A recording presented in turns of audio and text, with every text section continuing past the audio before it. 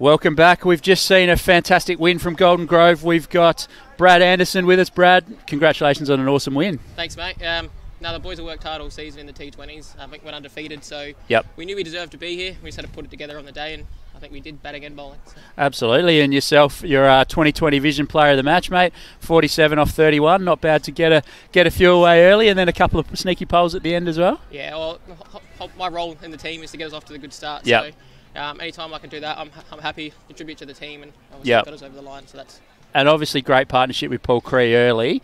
At one stage you were probably looking at 180 there. Like, do you feel like you left a few out there, or? Yeah, for sure. I was pretty upset. You're upset when you get out the best of times, but when I got out just after Paul, that was a bit of a letdown, and wasn't the plan. Obviously, one guy gets out, you got to bat through. So. Absolutely. And how did you find the wicket out there? The first game we saw it was pretty low scoring, and bowlers did a good job. It looked a little bit too paced. Did you find it a good wicket to bat on? Or I think, like most grounds, like any ground, a good ball's a good ball. Yep. I think if you hit the top of the stumps, 9 times out of 10 it's a good ball. You're going to take wickets and be hard to score, which I think our bowlers delivered.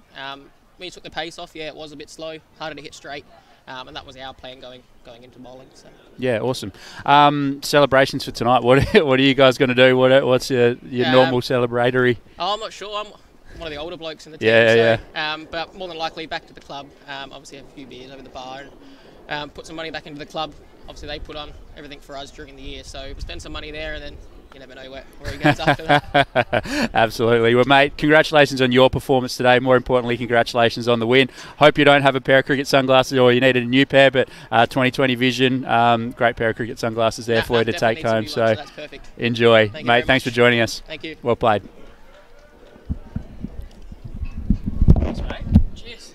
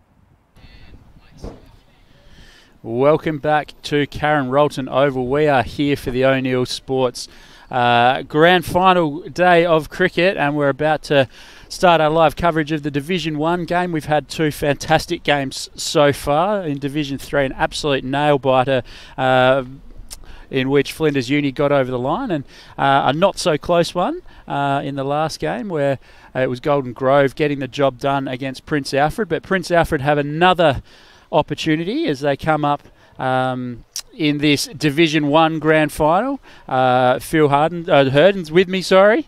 I was watching the basketball and was watching James Harden earlier, so sorry about that, mate. He shoots, yeah, he does. He's got a significant amount more facial hair than you do. But welcome back for the Division 1 game, mate, after that Div 2 game.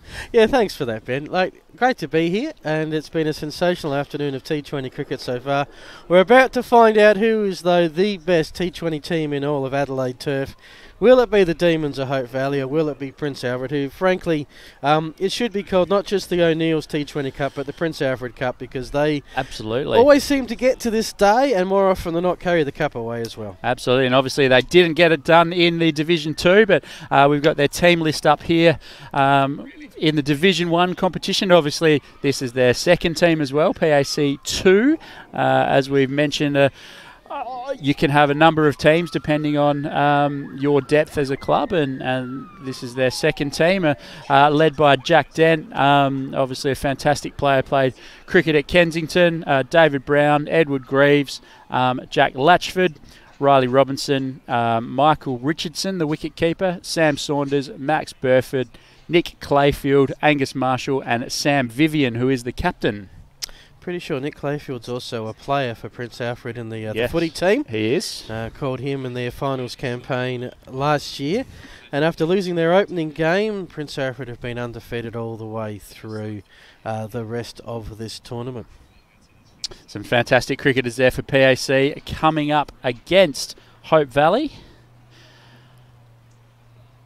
Their team, Dan Gillies there, as the captain, and doesn't have the C listed there, but he is the captain. Aidan Wilkins, Brett Madigan, Jared Sykes, Heath Webber, Ben Hutchinson, Sam Hutchinson, Brendan Sims, Reece Nihil, Callum George, and Oliver Pannell. Jared Sykes is the player to watch for mine. He was the Adelaide Turf Cricket Association's Player of the Year just a couple of seasons back.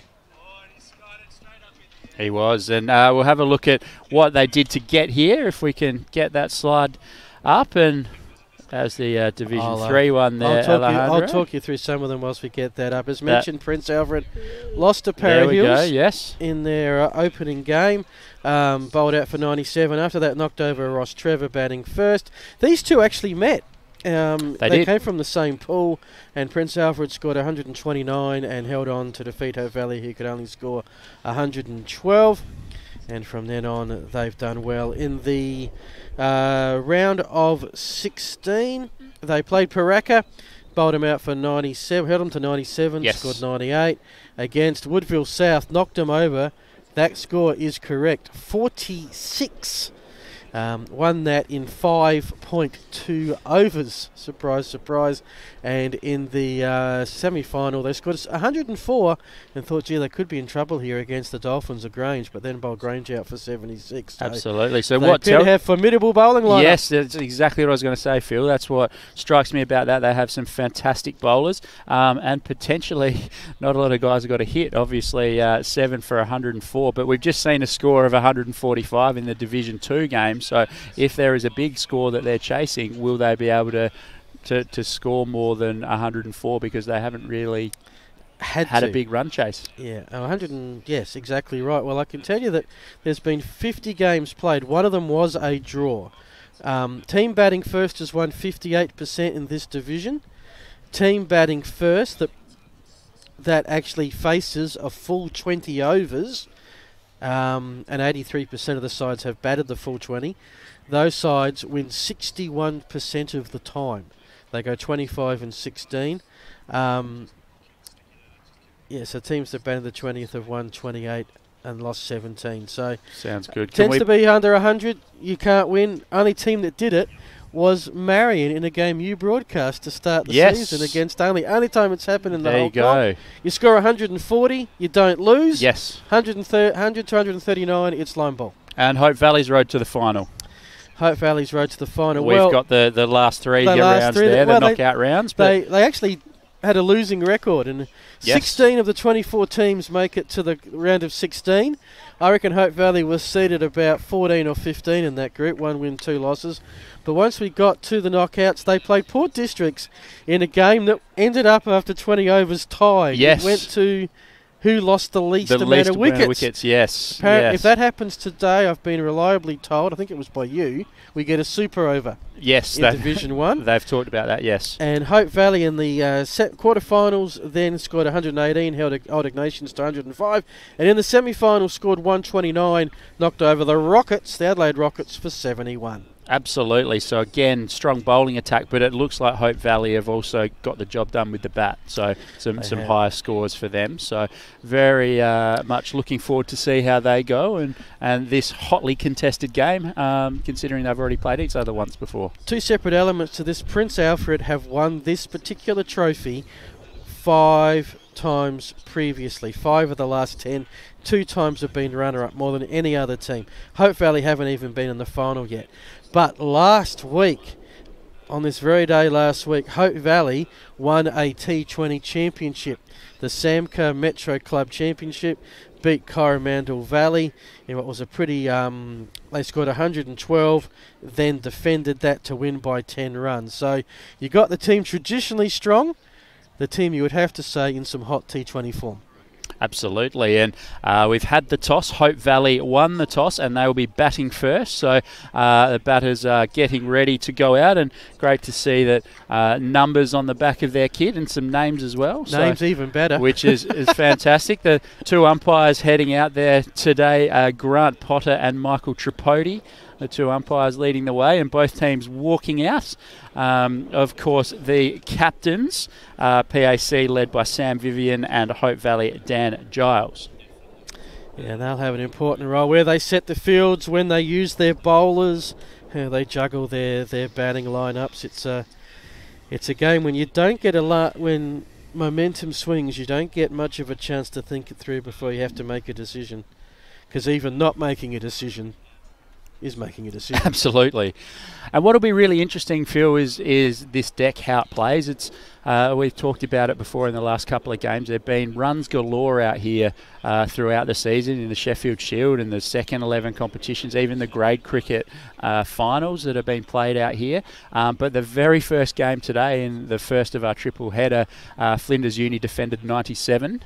And it looked like it had landmines in it, this pitch, and was doing a lot for the bowlers, and maybe a little bit slow, but it seems to have quickened up, with Golden Grove making 145 in the last game and defending that quite comfortably. So it'll be very, very interesting, not only the fact that it's the 3rd game on this wicket in a row today, but how will it play? Will it have some of it? Will it be a little bit slow, or will it be hard and fast as the sun's out and has been baking it?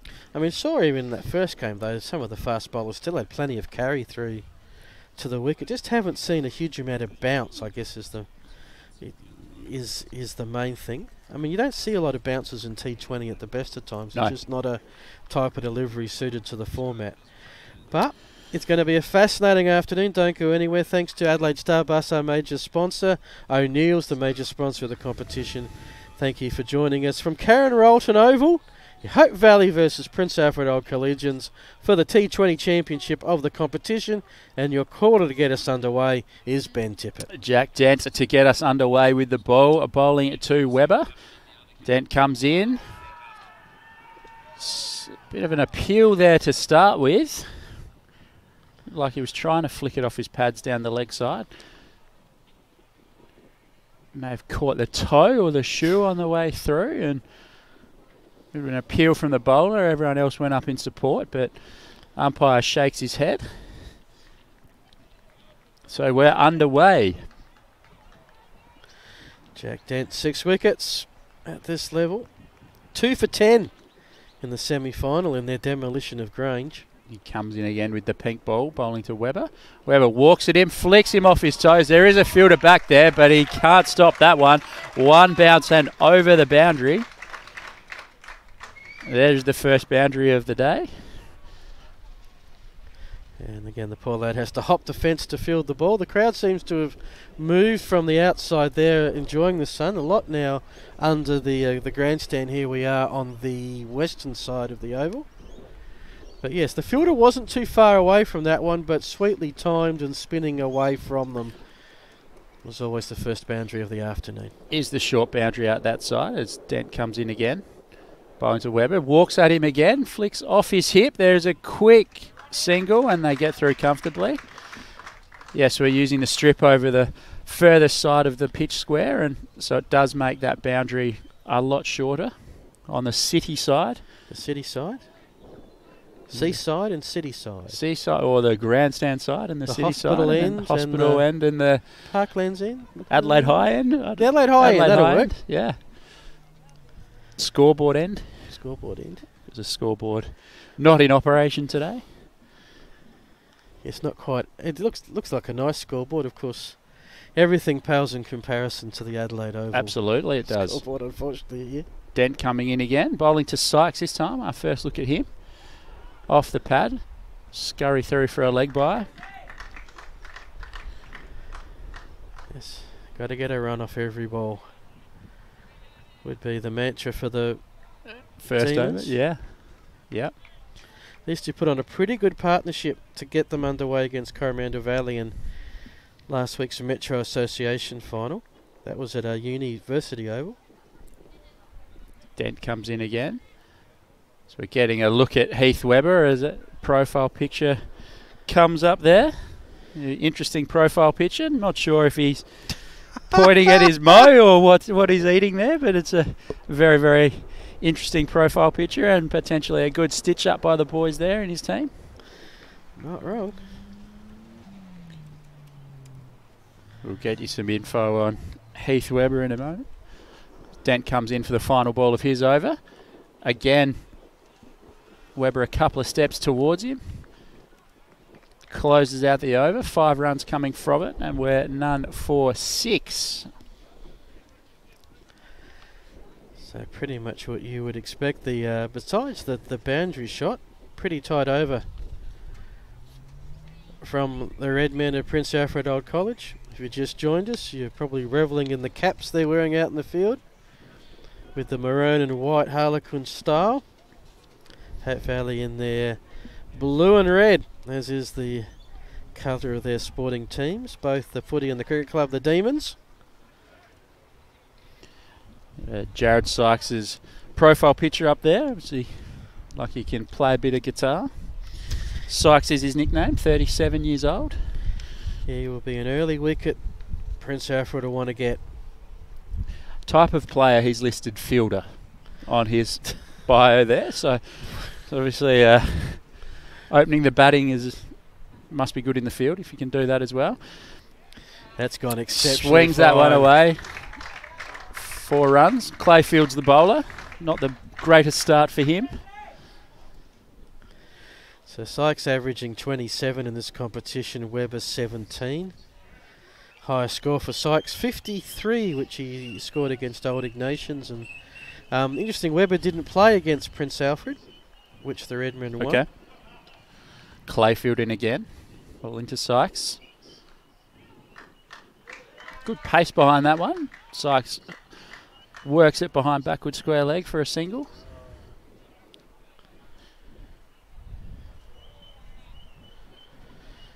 Sykes' best experience in cricket was a minor round bus trip to Ranella Cricket Club, he says. Good from Adelaide Starbus, maybe? Adelaide Starbus to the home of the Wineflies, just down the road from my place. Exactly. Interesting that it's an offside field, 5-4, yet all the runs have been on the onside. Absolutely. Oh, he's getting some pace here, Clayfield. He's strong lad. There's a bit of Sean Tate in that action, I reckon. You watch at the point of delivery. There's a bit of a rock back, lock and load, and a bit of a sling. Not as round armed as Tatey, but certainly getting some pace behind it. We've seen today this is the end that has the best carry So if he's going to get something out of the wicket with a new ball. It's a flat ground. I don't see any slope in any direction. Big shout for LBW off the pad, but that's racing away as well. 4 leg byes.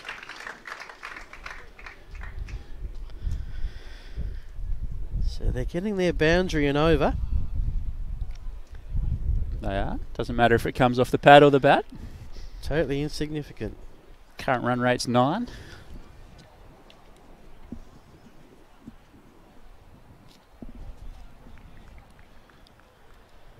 Clayfield in again.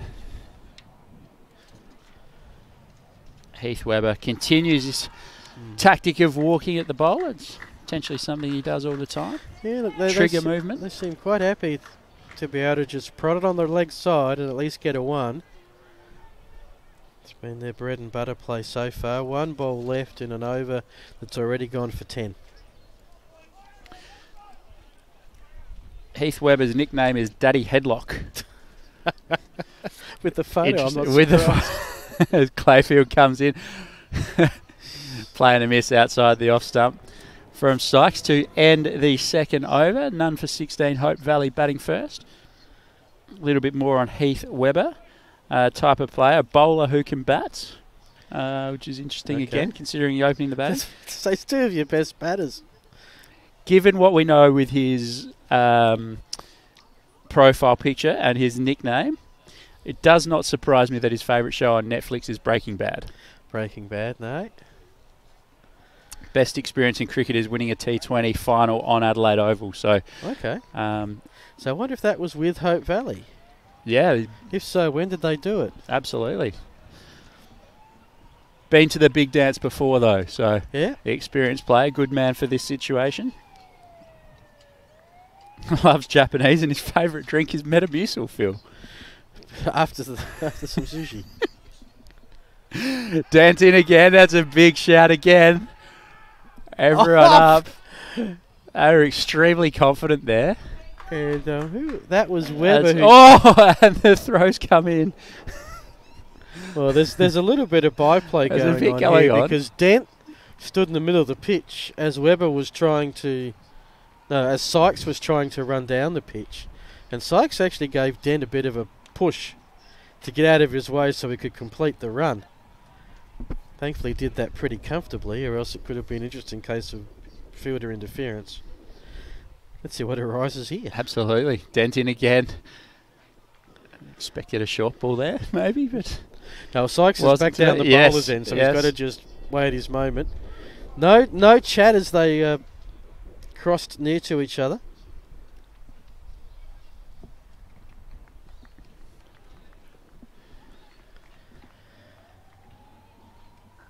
Fairly long run up back to the edge of the sort of circle there. Very long Jack Dent. Comes in again. Yes, he does have that rocketing. Certainly, I love the length of his stride when he gets going. It's a long run up, but he gets there very quickly. It is. Played a lot of grade cricket, as I said before, for Kensington. What are they, the Browns? A-grade, the Browns, yes. Plenty of A-grade. A lot of Prince Alfred scholars end up at Kensington. It's a good recruiting ground for them. Dent in again. Bowls to Sykes, leaves outside the off stump. So got some good pace opening up. Clayfield and Dent. This has actually been a good over. 4 deliveries, just the 1 from it. Looking to close it out. You never want to get hit for a boundary off the last 1 or 2 balls in the over.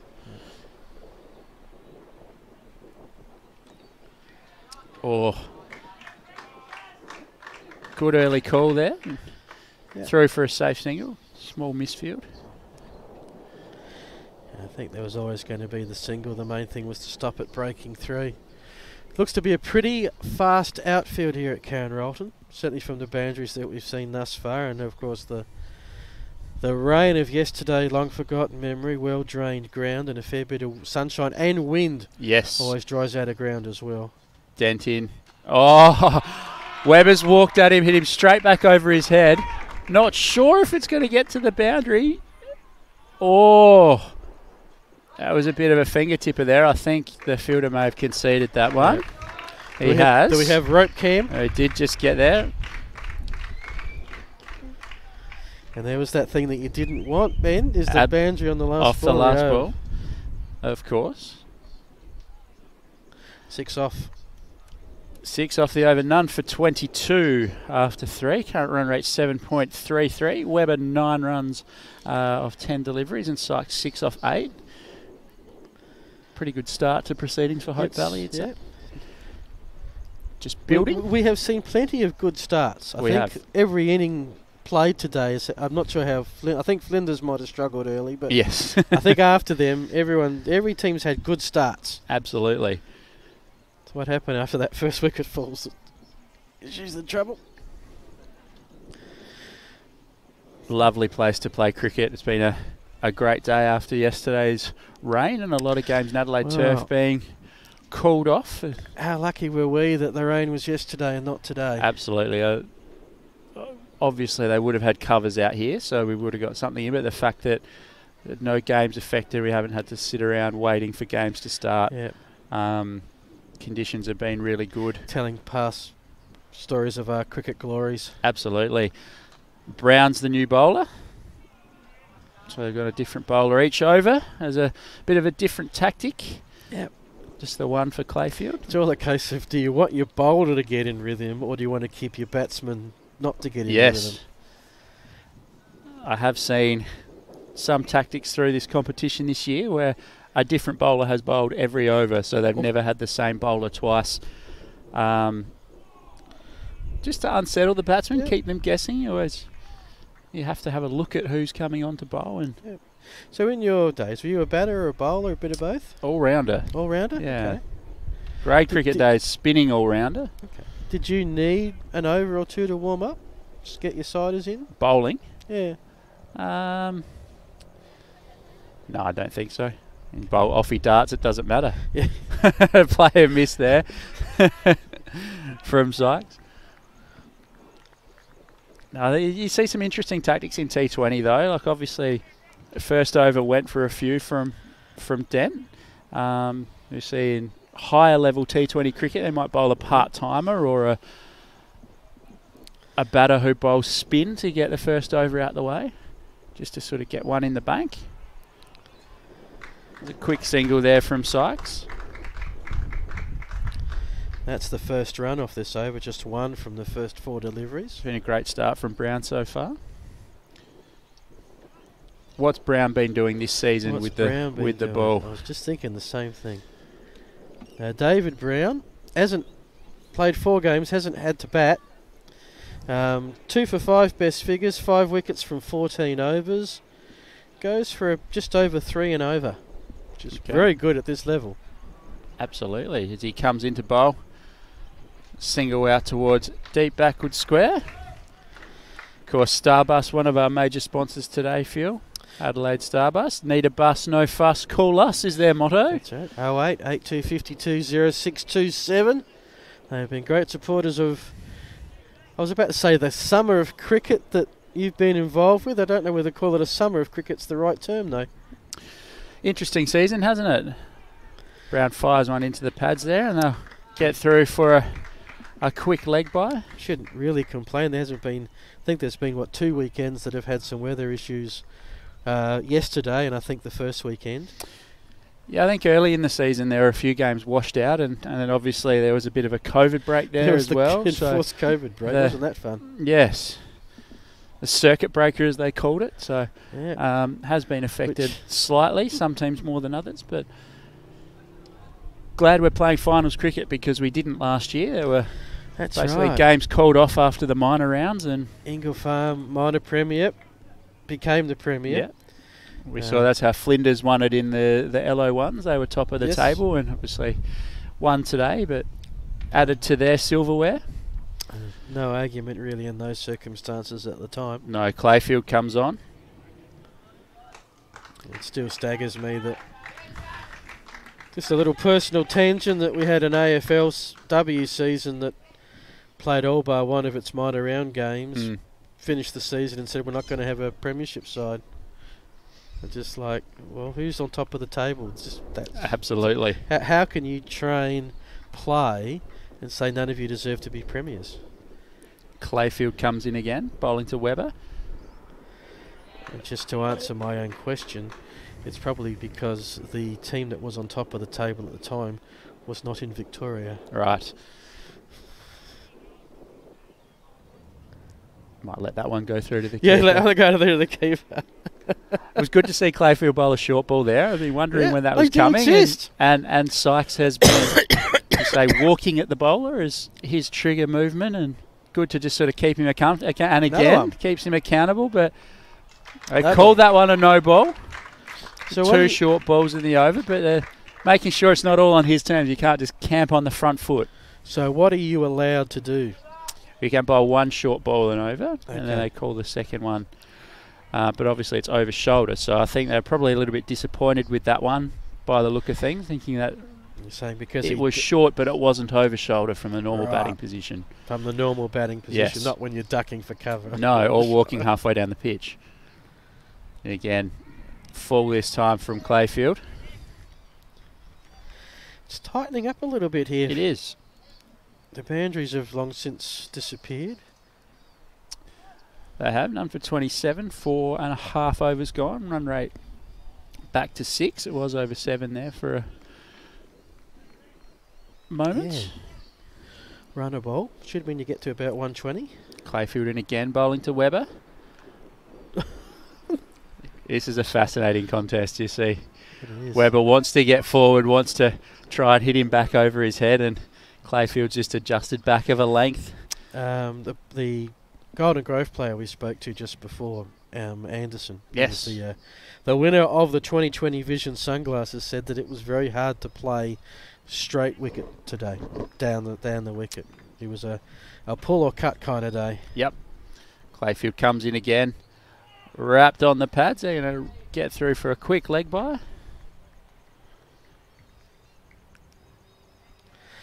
And again, we're now at my question that I asked in the Div 2 game. No wicket. Got a power play for 6 overs. Is there a point where we say, well, we can't waste a power play fielding bonus setup? Are we going to have a swing at something?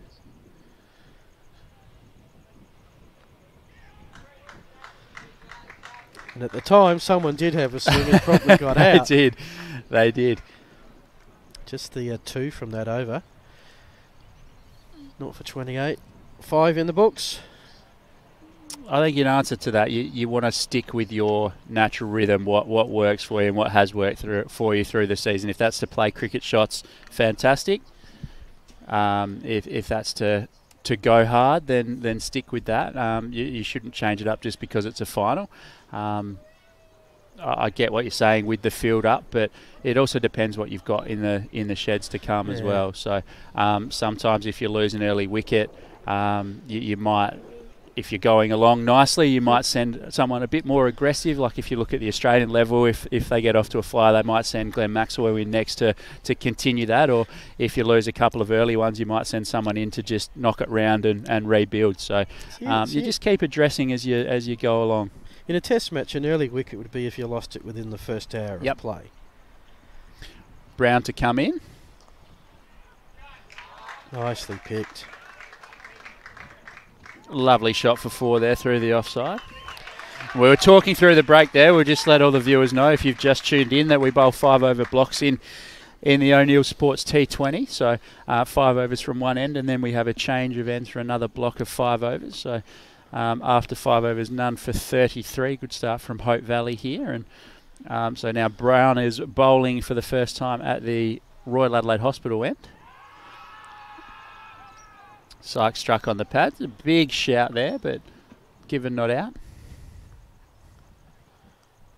So just on the openers, was asked when is an early wicket. So basically, if you're in a test match, you get out first wicket in the first hour, that's an early wicket. One day game, first 10 overs, maybe an early wicket. T20 though, early wicket, 6th over. To me, that's a pretty good opening partnership. Yeah, it is.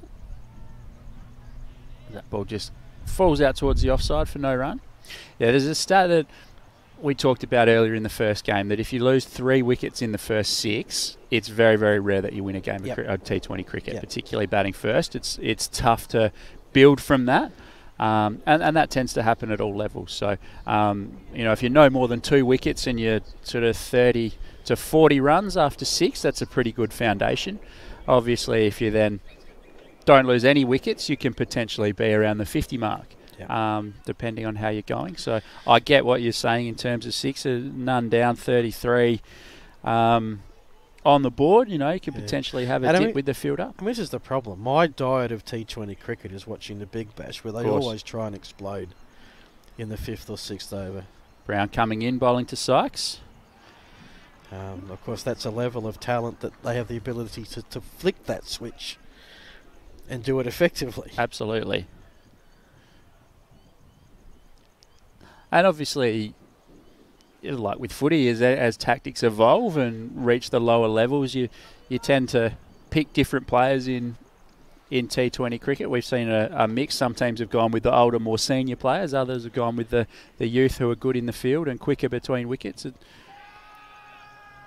Another big shout there. A fantastic over from Brown is completed. And that is the end of the power play. Hope Valley none for 33. Webber 10 from 16 balls. Sykes 13 from 21. Evenly poised contest at the moment. Absolutely. Hope Valley have kept it ticking over. If you bat first and score over 100, the odds have been in your favour through the course of the season. If you can get to 140, they're really in your favour. And we've only seen one team get close to that today, and that was Golden Grove. We have our first look at spin.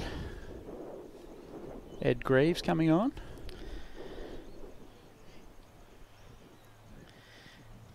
Eddie Greaves has taken 9 wickets from 16 overs at an average of 11.5. Another one that played some junior cricket at Kensington. Just under 6 runs and over. There's our run rate. So it'll be interesting to see how he goes here. The spinners today that have been most effective have bowled into the wicket a little bit and a little bit faster. Greaves comes in. Very good start there, right on the money. Webber, it's a little bit on that and it's through down the other end for a single. I mean, where were you ever going to hit that? Absolutely, nice and straight. A little bit full, if anything, but see how he goes. That's a good length on this wicket. Just short of a good length. It tends to hold up a little bit. We've seen a few even shorter balls, perhaps with a little bit of overspin, just holding the wicket, and guys get out trying to hit across the line and sky them. So, has it been the day for drives? It's been absolutely. Greaves in again. And that's the one that's been easy to score off, the one that's a little bit shorter and a little bit wider. So I think if you are going to be shorter, it has to be straighter. Yep. Attack the stumps a little bit more. I mean, there's 3 fielders in that general direction. It's a pretty big gap where the forward square umpire is. Something's going to happen with Webber here. Nice little sweep shot. It was actually well controlled. You get the feeling. There's a comeback for 3. Good running. Very good throw. That was closer than we thought it would be. It was a direct hit. Good running from the batters to pick up 3. Yeah, you get the feeling Webber's someone who likes to take the game on with his style of batting, and it was a nice controlled sweep, but he slapped his pads there with the bat before, firing himself up. Interesting to see if he tries to take down the young spinner Greaves. Of course, we'll have to wait as Sykes on strike. Greaves comes in, full toss and struck away, but long on's back, so it'll just be 1. So with the overs coming in from the hospital end at the moment, the short boundary is on the offside. Yes. Because how many pitches can you fit there? About 5 or 6, you reckon? Yeah, I reckon it'd be 6. And they're at the 6th on most easterly wicket.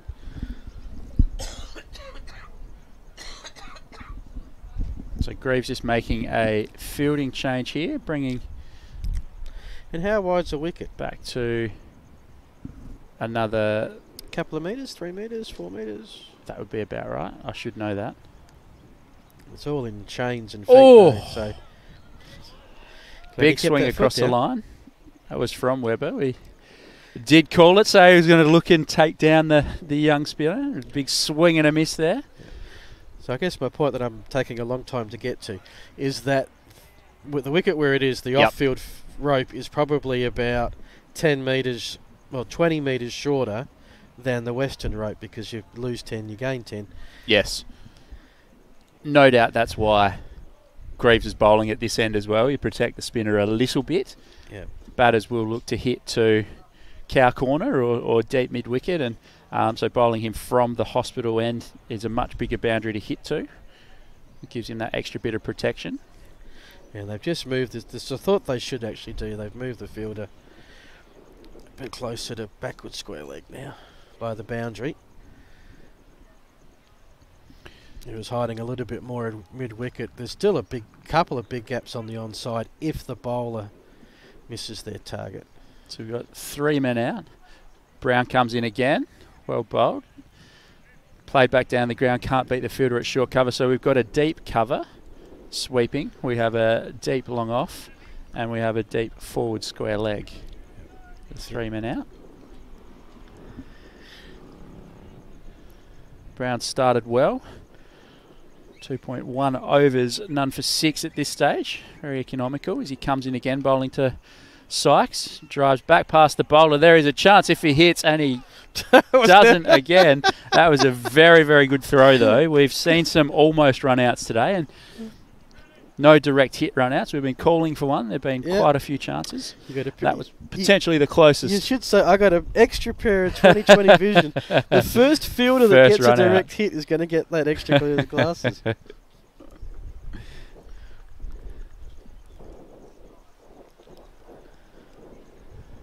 Sure if Webber's just gone up and looks a little bit proppy there to me. Gone up and potentially just said, look, mate, let's be a little bit careful on the singles. If you can pick up a little bit of a grimace through your binoculars there, Phil, but he's got a, I don't know, just looked a bit proppy after that one. All right, we will see what happens. You call the game, I'll watch his movements. As he faces Brown. Ooh. Big swing down the leg side. The umpire calls wide. Well, he's keeper up to the stumps.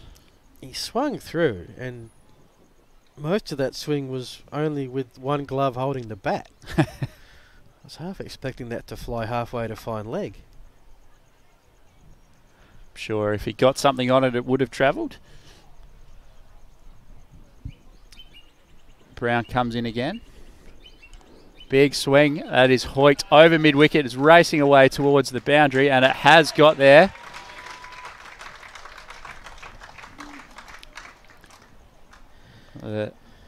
Boundary to Webber. Score moves along to 45 for no wicket. Didn't look in too much discomfort taking that initial run. Slowed up pretty quickly once you saw it go over the boundary fence. Remain to have a look and see how he's travelling. Brown in again.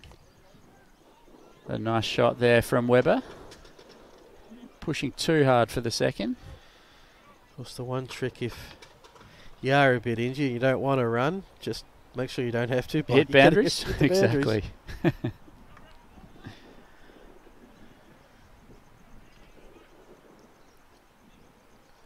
Brown in again, bowling to Sykes this time. A lovely shot through the offside, well timed, but can't beat the fielder at short cover. 1 ball to go in this over. Hope Valley building a nice platform here to launch from. Currently none for 46. Webber 19 from 21, Sykes 16 from 27. Brown in again to bowl the final ball of his over. That's a lovely shot from Sykes out towards deep cover. For 1. And that is over Hope Valley, none for 47, and there are 8 gone.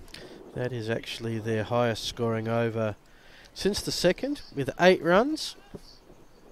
I'm just wondering if they're going to have a chat, although the Weber is calling for something. Maybe a drink. Because there are no... Do they get a drinks break at 10 overs? No. No, it's this... Can bring drinks out if required for the batters. I'm not sure what he was asking for there. He may have signalled gloves. He waved his bat as well. Then he pointed toward his iPad, so we'll see what the 12th is. It's a tough job. I'm glad the 12th man knows what's going on. Exactly.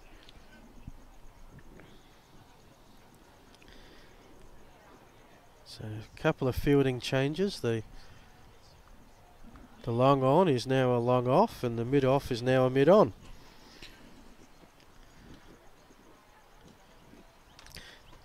I realise often I compare this with baseball. The fielding is a little bit unique. That it is. Greaves in again. Full toss there. Lucky that guy had long on. Had moved. Yeah, well, he stopped that one. They're changing again. They're changing again. It's a lefty-righty kind of thing. Absolutely. It's not the one you want where you bring the long on up and the batter drives it straight back past him to where he would have been. So got away with a little full toss there, Greaves. He comes in again, bowling to Weber. Well bowled into the wicket. I was talking to a guy who actually calls baseball for a living. Yes. Like over in Texas. Okay. Comes down to Australia every summer when he can. We talked about how would he go calling cricket. Greaves in again. And that's lifted nicely. Nice shot from Weber. That's another 4. Just lifted that one up the back foot. Sort of 2 fielders behind square there, but he's placed it nicely in between both of them. It runs away for 4. I explained to him, based on my limited cricket commentary experiences, the one thing that would do his head in would be the fielding positions. Because in baseball, left field is left field. Yes, yep. Same spot every inning. Long on moves. As soon as you go from a left-hander to a right-hander, it becomes long off. And you then change ends, it becomes fine leg or third man. Yep. So the same bloke standing in the same spot can be in one of 4 different fielding positions. Exactly. Greaves in, bowling to Weber. Hit him on the pad. That looked like a quicker one. Big shot and a delayed decision there from the umpire. Eventually given, maybe he was trying to work out which way it was spinning, realised it was the straighter one finally. I thought the umpire was on a web stream there for a sec. Potentially looking for all the excuses he could think of, went through the full list and got to the end and thought, no, I can't think of one, that's out. Well, I guess, I shouldn't be critical. If it's the right decision, you've got to think it through. Take the extra second. Absolutely. 1 for 52. Now, whatever Weber needed, he doesn't anymore. No, shaking his head as he walks off, not happy with that one. Potentially because of the delayed decision, but good start, 50-run opening partnership for those two, so he's helped lay the foundation. He's still not happy. Just here for the crash bang of the... Now it's important for them to go on here, Phil, as we've seen earlier today. Wickets have happened in clumps, and what has happened is the set batsman's got out after the first wicket, so it's really on Sykes here just to take some time to consolidate, stay in. Of Aidan Wilkins. There's a picture. That's nightclub there for Aidan Wilkins.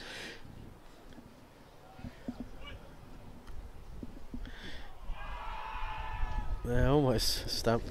I was checking through a few records yesterday, chasing up past premiers, and I found a year, it was about 2015, I think Hope Valley won the A2 premiership. I had a quick look and to see if there are any common names, and this gentleman was one of them. So, well, he's 32 years of age. Makes sense. Nickname DOS. Okay. Which is an interesting one. Probably that's when he started playing, back when we had DOS, the operating disc operating system. There you go. You old enough to remember those? Yes. Okay. I am. Aidos. Aidos, yeah. Maybe, might be where that one comes from, but played junior cricket at Tea Tree Gully. He is an all-rounder. Another one that is a fan of Peaky Blinders on Netflix. Best experience in cricket is a 297-run partnership with Mike Watson. Right. Favourite food is Uncle Toby's Plus cereal, very specific there.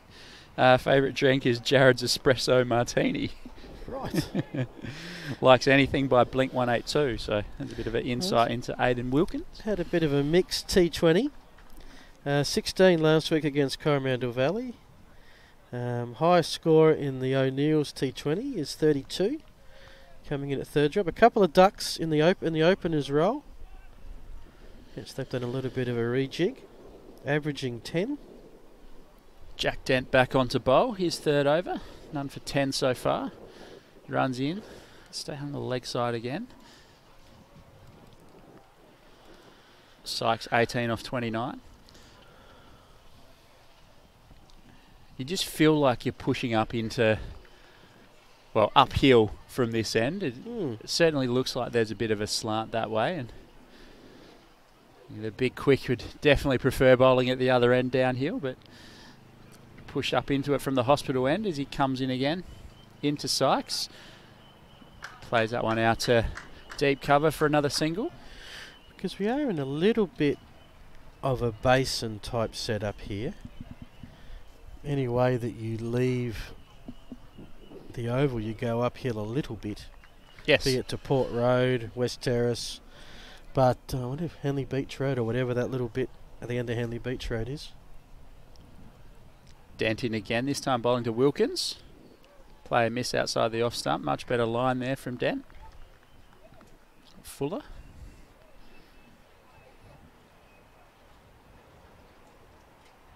Almost completed the second block of 5, so... Yep, I'll have the update as to what happened in just a very short moment. Absolutely.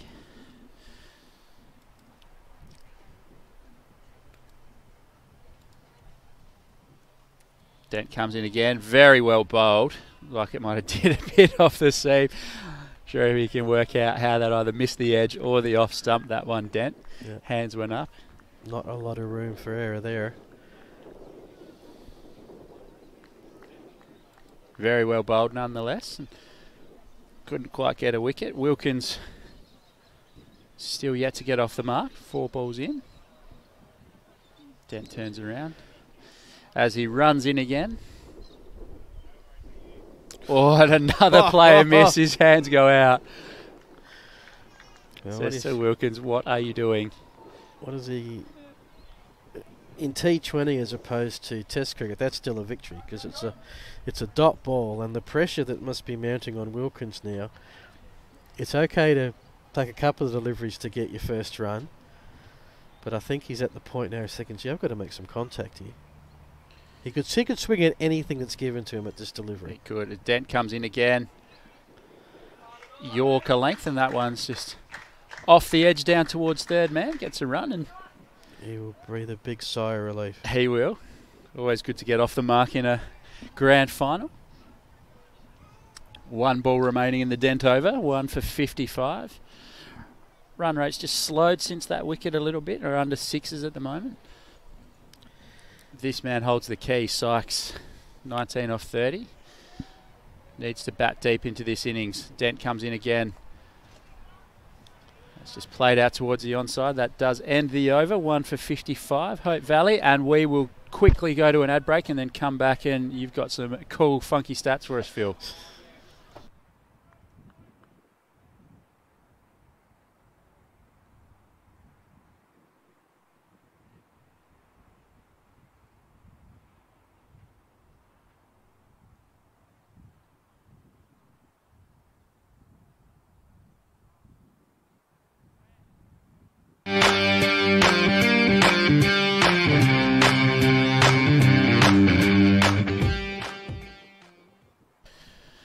Welcome back after the short commercial break from our sponsors. We're about to start the third block of 5 overs in this the T20 final. Phil, you've got a few stats for us. Oh, just that it's very consistent. Hope Valley 0 for 28 after 5. Second block of 5-1 for 27. Very consistent. This rate, that's... lost my thought here for a sec. No, it's got to be just 110. That's it. Yep. Sanders, the new bowler. He comes in, keeper up to the stumps. Very good take early.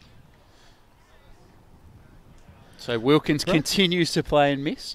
It's a tough wicket to start on, we've seen today. Interesting manoeuvre this. I always think it defies some laws of physics to have a wicketkeeper this close to a guy who's got to run up that long.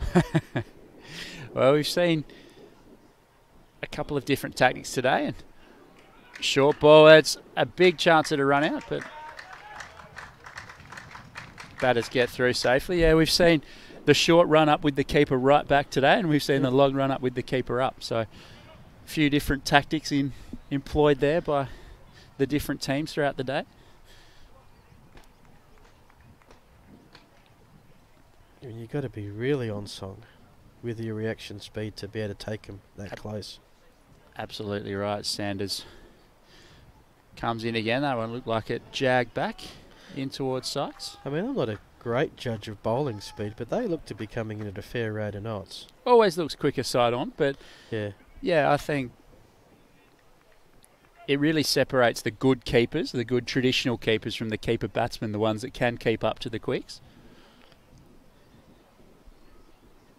Sanders comes in again, bowling to Sykes. Swung through cover, and they look to come back for two. Big throw to the keeper's end, there's a chance. Not out. Now that was an interesting one, because no question he was in, but the wicketkeeper had his back to the umpire who was going to make the decision. Yes. So the umpire clearly had view blocked of when the stumps come off. Yep. So what happened? You know, they obviously were not instant replay here. Do they have to make a judgment call? Do they go to the umpire at the bowler's end?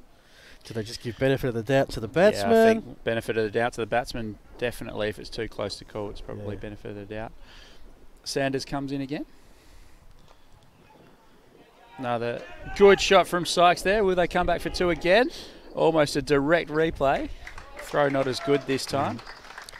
Seeing a bit of Golden Grove in this now, attacking the field. Absolutely. Pressure on the field from the batters.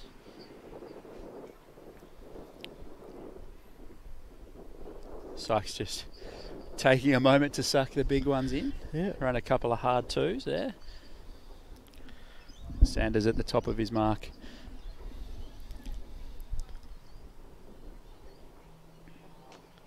Another, this time to the left of that fielder on the deep cover boundary, and only one. Trying to split them, but I don't think they're really splittable, those two. No. It's defence placed in good depth. End of the over, 1 for 61. Current run rate 5.55.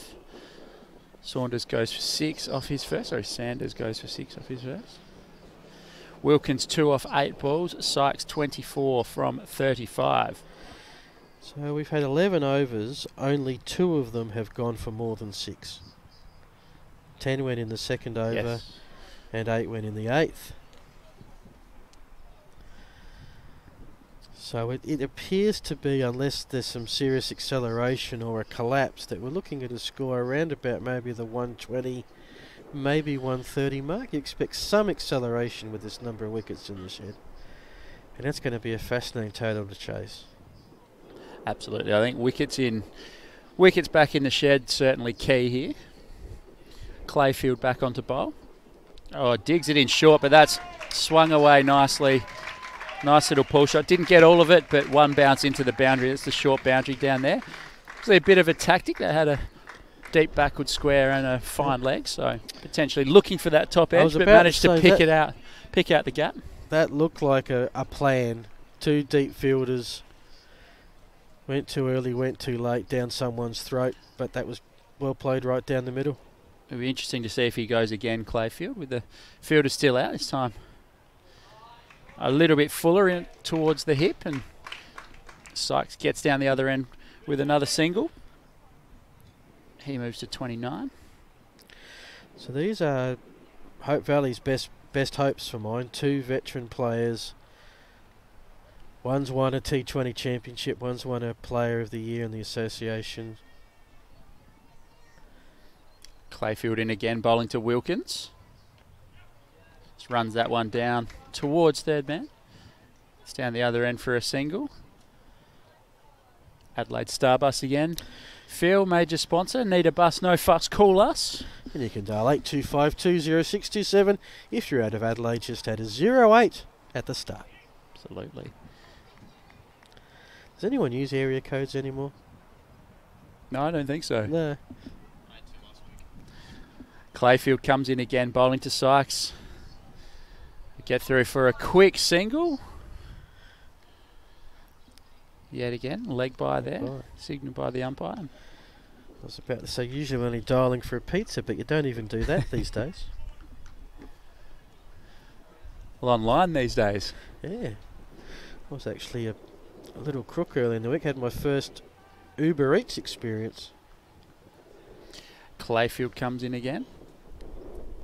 That's a lovely shot there. Off the pads from Wilkins, down to fine leg for a single. What was the... Oh, it was waiting for 45 minutes. Our fair choice was a bit of chicken. I've had to do my profile sheet, favourite food. Favourite chicken. Second chicken, third chicken, probably. Although it's funny, I love chicken, but I can't have it on a pizza. Okay. I don't know why. There you go. Clayfield into bowl, just Sykes. Again, another one off the pad. So you had a few off the pad and the thigh pad today. It's been the bread and butter spot to get the runs, hasn't it? It has. Another over from Clayfield down. None for 15 for him so far from 3. 1 for 70, 12 overs gone. That's 9 off that over. So they're just starting to pick it up, 15 off the last 2. Ticking along at 5.83, Phil. So. Well, it's 12, and I know I sound like I'm very impatient. Okay. And again, this comes from your diet of T20 being at a big bash level. Okay. 8 overs to go, 9 wickets. Why aren't we building everything in sight? Yeah, you tend to have the old analogy that however many wickets in the shed you've got, that's how many overs out you can go. So if you're 5 down, you can go with 5 overs to go. Yeah, that's more of a one-day thing, but you think 1 for 70, they're pretty maybe close one more to over. Yep. Robinson, first look at him for the day. Lovely shot there from Sykes down towards third man. We've seen that shot actually played a couple of times through the day unsuccessfully. There have been a few nicks with that shot today. So one thing that does stand out, and that's this pink ball. First time I've seen it live in this kind of environment, and you cannot miss it. Definitely stands out, doesn't it? Robinson in again. It's time bowling to Wilkins. Lovely shot. Back past the bowler. That's going to go for 4. Love seeing a cover drive / off drive. Yeah, on a day when we've seen very few. Just working his way into this one here, Wilkins. A few player misses off Dent early, and that one's found the middle of the bat. He moves to 8 from 11. Considering he was 1 from 7, he's starting to catch up a bit.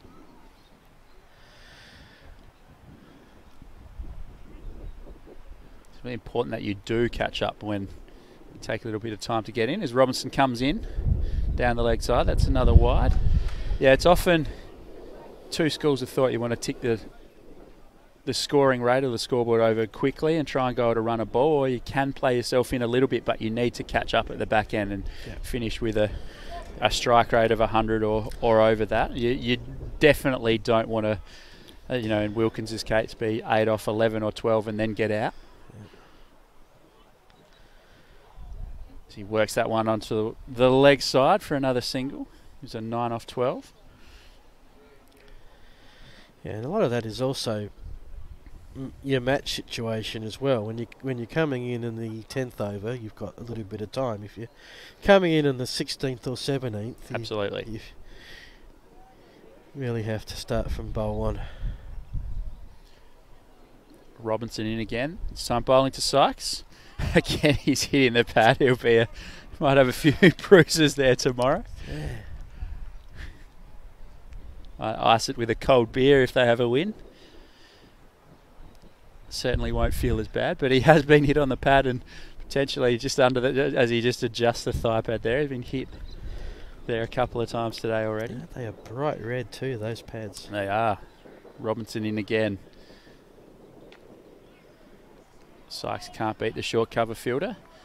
1 ball remaining in this over. They've got the run rate up over 6 so far. It was funny, we of course filming cricket, we've got the over 50s veterans game, and we've got, you know, the array of colours that we've had on this field. You have a look out the back and the veterans are there in the knitted jumpers and the all whites. It's great to see. Robinson to complete his over, comes into Sykes, just drops that one on the offside and they'll get through for a single.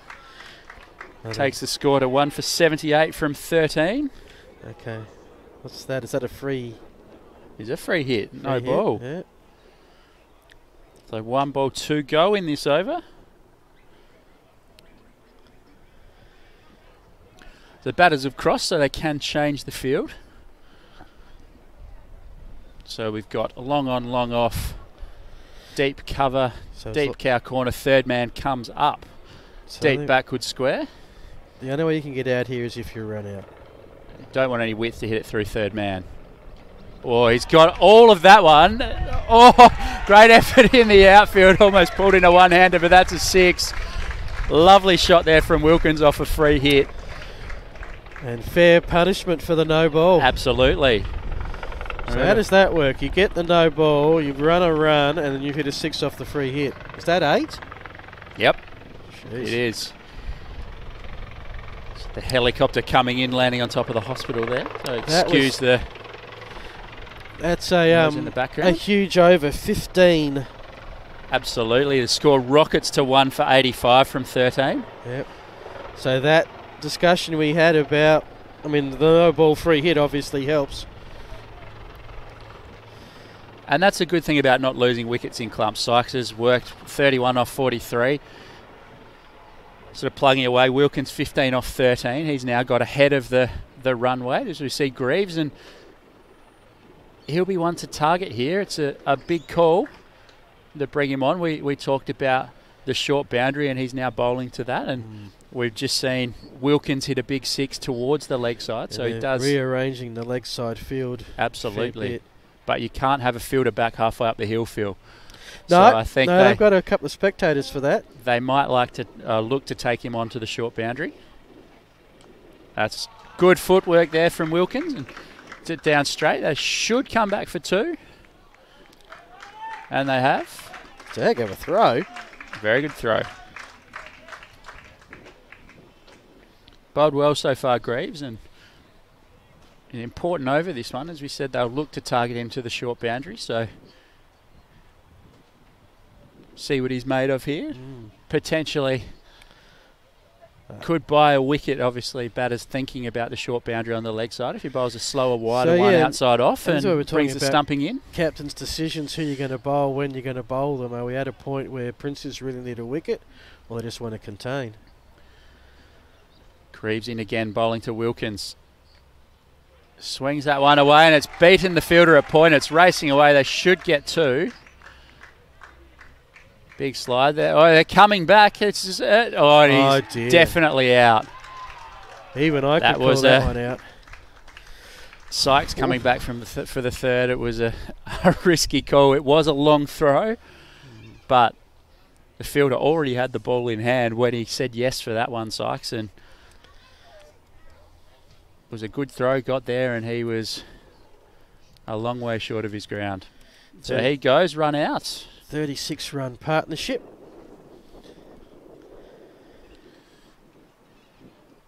And you're feeling that would be unfortunate for the Demons. A run that they keep backing them in when they're aggressive with their running, and I guess we can't really criticise if they eventually make the wrong call. Absolutely, but a good innings there from Sykes. Well, he'd be up there at the moment. Early days, of course, in the battle to get the 2020 vision glasses, but he's got the runs on the board, so to speak. Of course, I think Wilkins is the key now. He's obviously made his way to 19 off 15. Sam Hutchinson, there's a interesting photo of him with the pink ball there. Looks a Well, that looks like the very MCG. Young. Yeah, MCG or Etihad. Weet-Bix in the background. Either way, it's a great profile picture. Hope Valley 2 for 90. 13.3. So I said it was Sam. As opposed to Ben. Yes. Sam has only a top score of 16, averages 8. More than I think for his bowling prowess. Coming in at the number 4 spot. So I Snipper is his nickname. There's a big that chance for a run out of the bowler. Well done from Greaves. Looks like that throw might have just stuck in the hand a little bit. That was a direct. He had the angle to get the direct hit. Sam Hutchinson, snipper, 23 years old. Okay. So an interesting call to bring in the 4th spot. Absolutely. Second drop. Greaves in again, bowling to Wilkins. Outside edge there, picked up by the fielder on the ring. It's short third man and get through for a single. Callum George, who's averaging 17. Yeah, maybe he is the man. Greaves in again, bowling to him. Sometimes you can send someone in to change the game in this situation. Yep. You see, like, Big Bash cricket or international cricket, it might be a guy down the order like a Nathan Coulter-Nile or even a Ben Cutting. You come in and you just say to them, look, we've got wickets in the shed. Go out there for 10 balls, and if you can make us 18, 20 runs, it really takes the wind out of the bowling team's sails. It's almost a T20 offshoot of a night watchman. Yeah. The wicket is not so critical. Absolutely. But they have another job to do. Yep. 10 balls, doesn't matter what you do, you just go in, and if you can score sort of at a strike rate of 125, 150 plus for that 10 ball period and you get out, then you've had a real impact on the game. So 8 runs, 23 off the last 2, but of course it did come with that wicket. 2 for 93 off 14, and Sanders going to bowl again. None for 6 so far. His first over as he comes in. Again, keeper up. That's a lovely shot from Hutchinson. Yeah. So far, I think the keeper has only had to field 1 delivery. Because I've been obviously obsessed with this keeper up at the stumps. You are? I'm just waiting to see the batsman let one go and, 4 byes. Sanders in again. Oh, that's taken brilliantly. That's where you want them. Brilliant work. That's where you want them. It's the ones down leg side you hate as a keeper up to the stump with that. But just to add to your Sam Hutchinson query as to why he's batting at 4, lists himself type of player as handy. Handy. So perhaps a handy person Sam, to come in at 4. Yeah. Sanders in again. Or there's a very interesting drop and run. Throw did not hit the stumps, so home safely. There's almost a bit of confusion about coming back for the second, but they didn't. Wilkins moves to 21 from 18. Hutchinson 3 from 3. Played his junior cricket at Walkerville. The Cats. Has 7 Weet-Bix for Brekkie. Looks like a little fella, so right, no wonder he's got impressive. The Weet-Bix photo. They must sponsor him. Absolutely. Sanders comes in again. Likes that shot. He's picked up another single. Doing a great job getting Wilkins back on strike here. Yep. Just rotating it nicely. Maybe that's his role. Just get the singles and allow Wilkins to... Hutchinson's favourite beverage or favourite drink is shower beers.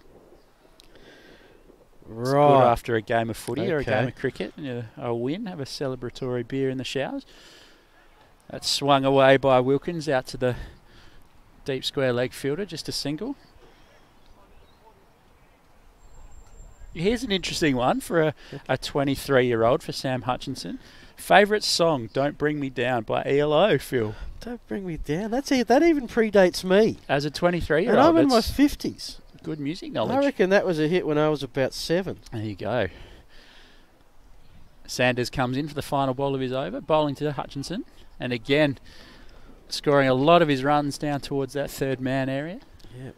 But doing it well, ticking along at a run a ball. He moves to 4. That's the end of the over. 2 for 97, and we will take a quick break. The players switch ends for the last 5 over block.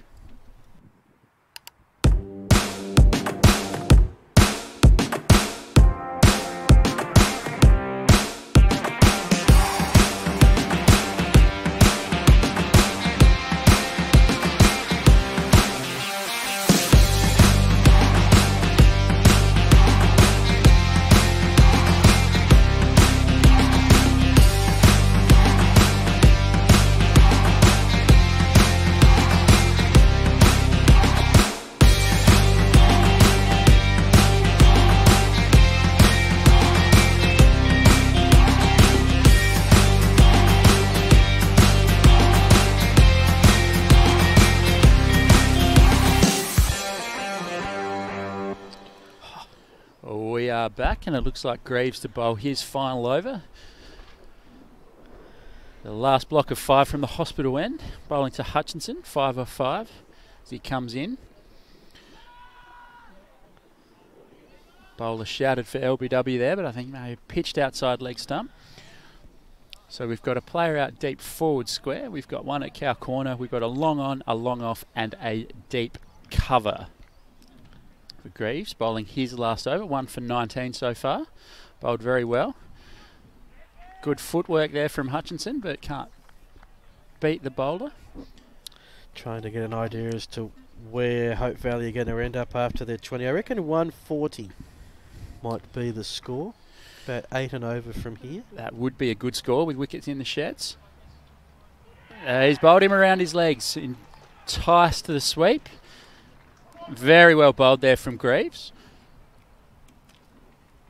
Leg spinner always loves seeing a batter bowled around their legs, and that was fantastic bowling. Set him up beautifully from that. His control's been really good. He bowled the danger over up at the other end to the short boundary, and he's back with the more favoured end for the spinner with the bigger boundary, and gets the job done there. He's been very impressive so far.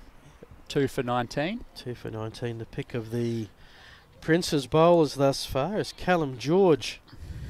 He's the new batsman coming to the crease, who's played in all 6 O'Neill's T20 games.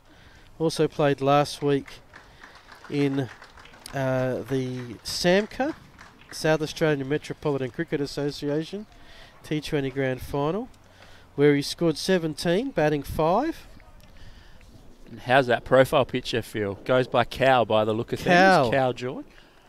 And I'm not sure if he's wearing pants or Callum, if they're a as long as it change his skin surname colour to, there. As long as it change his surname to Murray, he'll be fine. Very, very true. He's got to come in and face Greaves with his tail up. 3 overs to go. 3 balls to go in his spell as he comes in. Well played. They're right on the money there from Greaves to start with. Cow George is 20. His nickname is Cow, which is a creative one there. Junior club was Jeps Cross. Greaves in again.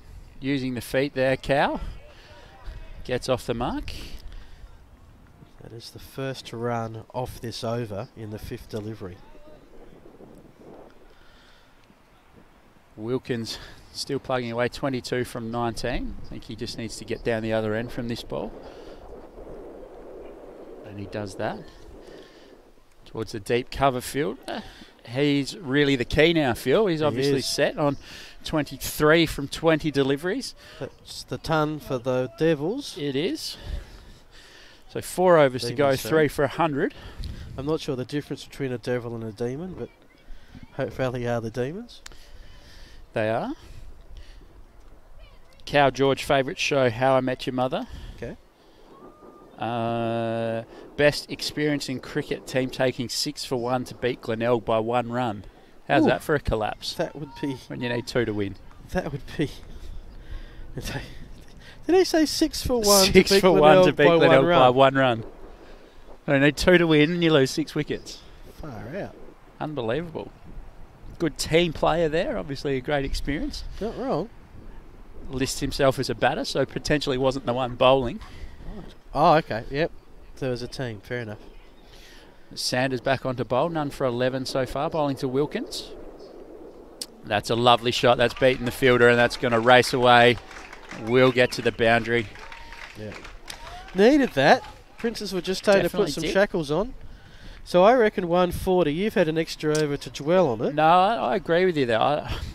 They'd be looking at 10s, and if it was a higher level of cricket, I'd agree with you there. They'd want 10s with only 3 wickets down. I'm just not sure if this is the right pitch for it, so I'm going to go under that. It's going to be about 130 because there's an over gone with 2 runs scored. Absolutely.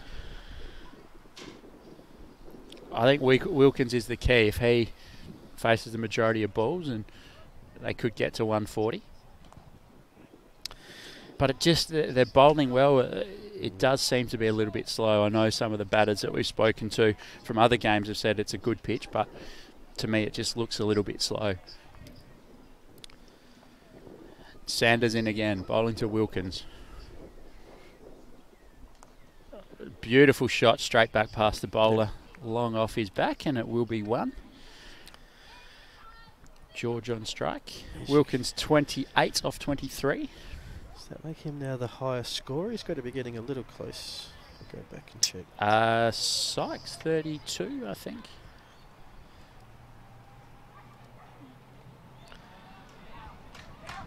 Well played there from George. Yeah, so we've had a mixture. Wilkins 26, Webber 23 and Sykes 32. So their top three have given something of substance. Wilkins back on strike, facing Sanders. Full toss, couldn't get it. Good running there from George. The throw's going to the keeper's end. Very good throw. But safely back for two. Another two to Wilkins. He moves to 30. Knocking on the door of the highest run scorer there. Oh, we primed ourselves early for that one. We did. One ball to go in this Sanders over. Final one of the 17th.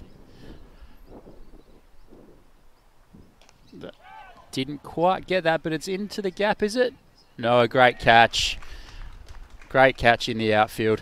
Wilkins goes. Had to make something happen there, and 140's looking a long way away now with that one. I think I put a commentary curse on the High Valley side. Well bowled. It was a great over from Sanders there. He kept it tight. Wilkins had to do something, and he tried to force it and swung across the line towards the big boundary. Always a big hit out there, and well taken in the deep. 8 runs off the over, which is not bad, but if it's this late when you've got guys starting to try and swing around. Now there's 18 deliveries left. The wickets are starting to fall with a bit more regularity. It was 1 for 52, 2 for 88, 3 for 98, now 4 for 108. So you could say they've lost 3 for 10. No, 3 for 20. Yes. It'd be great if they could get to 130, mid-130s. Yeah. Good score from here. As I said, for some reason, it wasn't the same for Division 2, but if you batted first, you won 58% of the games in this competition this year. If you batted first and went your full 20 overs, let's say that Hope Valley are going to do that, you win 61% of the time. We would imagine, given the two games we've had today, even with Flinders Uni defending 97, that is the case. Yeah.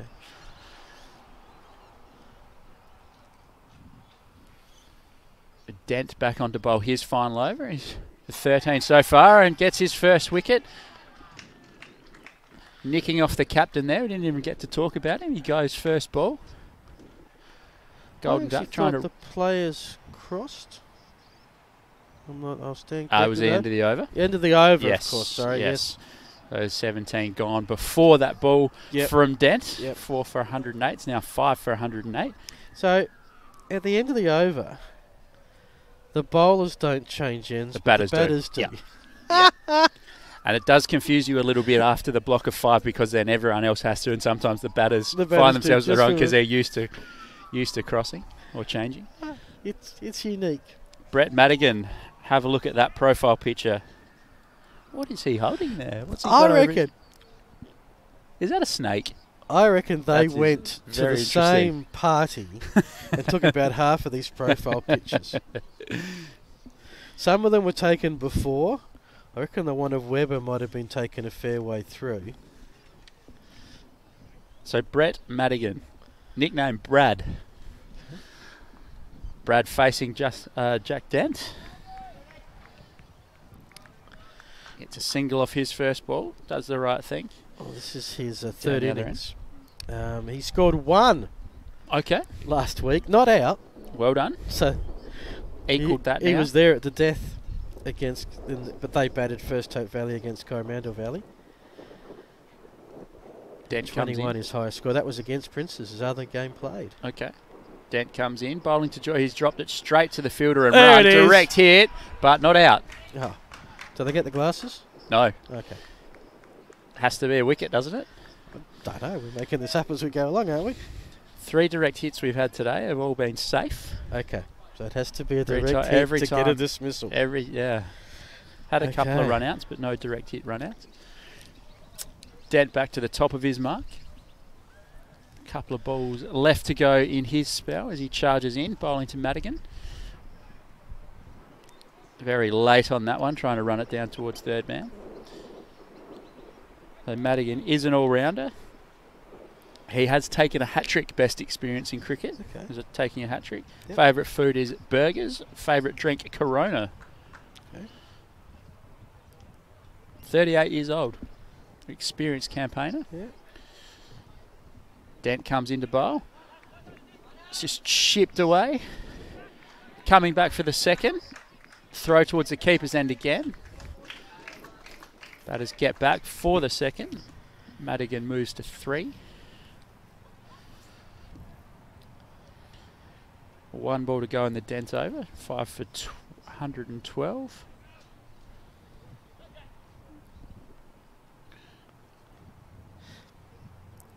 Looking to close out a good spell, Jack Dent. That'll be another single. Dent finishes with 1 for 18 from his 4 overs. Again, very just the 4 economical. Or was it 5 from that? Was. So 18 overs gone, 5 for 113. 12 deliveries left. 130 possible. 120 more likely. 125 on a ball. 125 a ball. Ben finally gives a prediction 2 overs out. I'll give you 1 ball out. Just sit on the fence here. Clayfield to bowl. So you've got a reputation in this game, whereas I don't, so it doesn't matter, I say. First time Clayfield, is it the first time he's bowled from this end today? Not sure. He's pushing up uphill. Starts with a wide.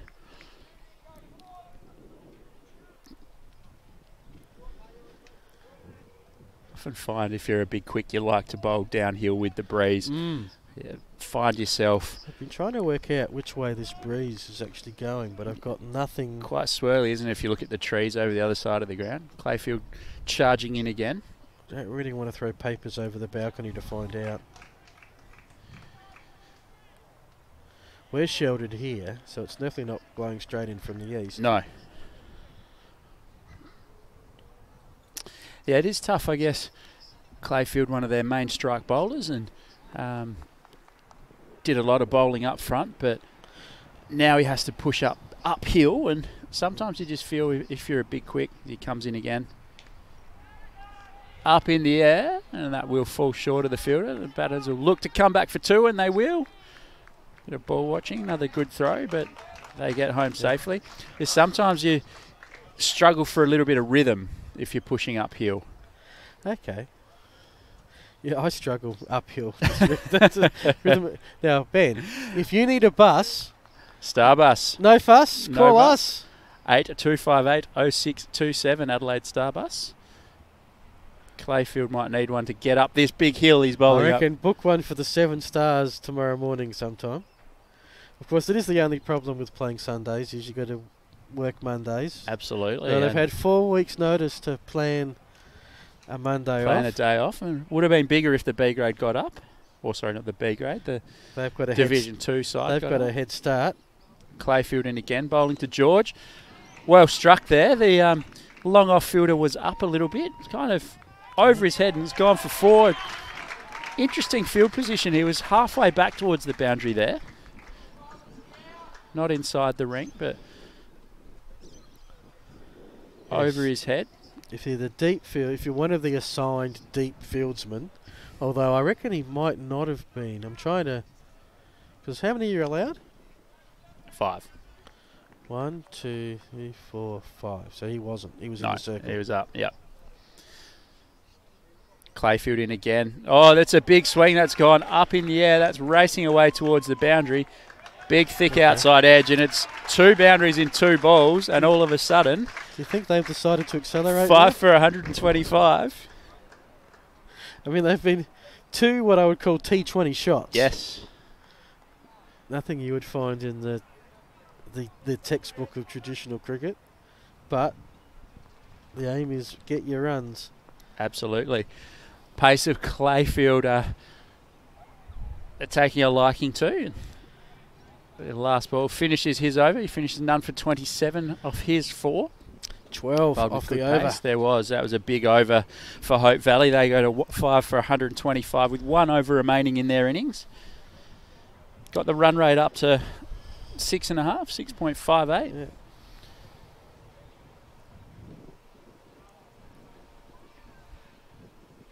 Yeah. With 1 over to go in this innings. We're going to have the keeper up again just to continue your intrigue with the whole situation, Phil.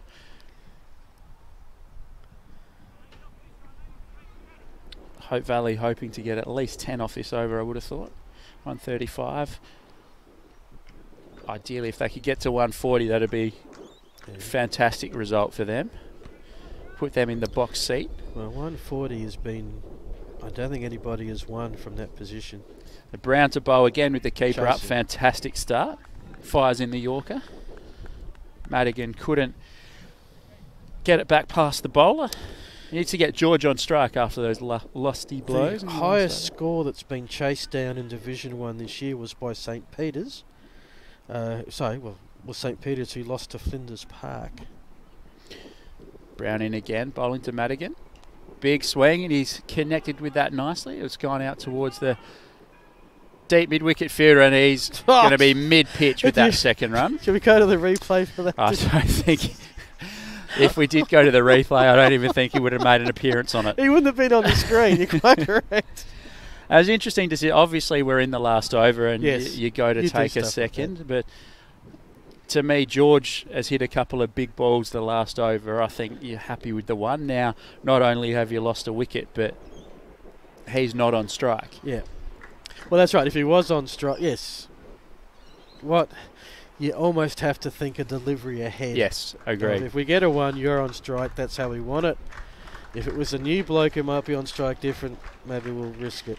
So Panel, the new batter coming in, he'll have to swing from ball 1. There's his profile picture there, Oliver Panel. Now, he was the man of the match last week. And he was when they won. I mean, in theory, Hope Valley are the state metropolitan champions. And he won that because he bowled 3 for 12 in 4 overs to win the Man of the Match award in the Samka T20 Grand Final against Coromandel Valley. Look forward to seeing him bowl a little bit later on, but right now he's got to do the business with the bat, facing Brown. 4 balls to go in this innings. Comes in. He's just hit it straight to the fielder at point, but well backed up from George there, and they scamper through for a single. 6 for 127. 3 balls to go in this innings. Can they get to 135? Just quickly to finish my story about the highest score, it was St. Peter's scored 7 for 139, and Flinders Park got their 4 for 140 in the 17th over. Wow. Brown coming in. Looking to take on a quick single. Oh, there's another chance of a direct hit. Well backed up. They're going to get through for a couple. A comedy of errors. This is racing towards the boundary. They've ended up running 3. Don't come back for a 4th, son. There's the 130 up. Oops.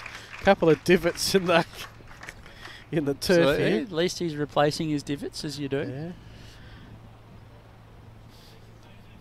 2 balls to go. Panel on strike.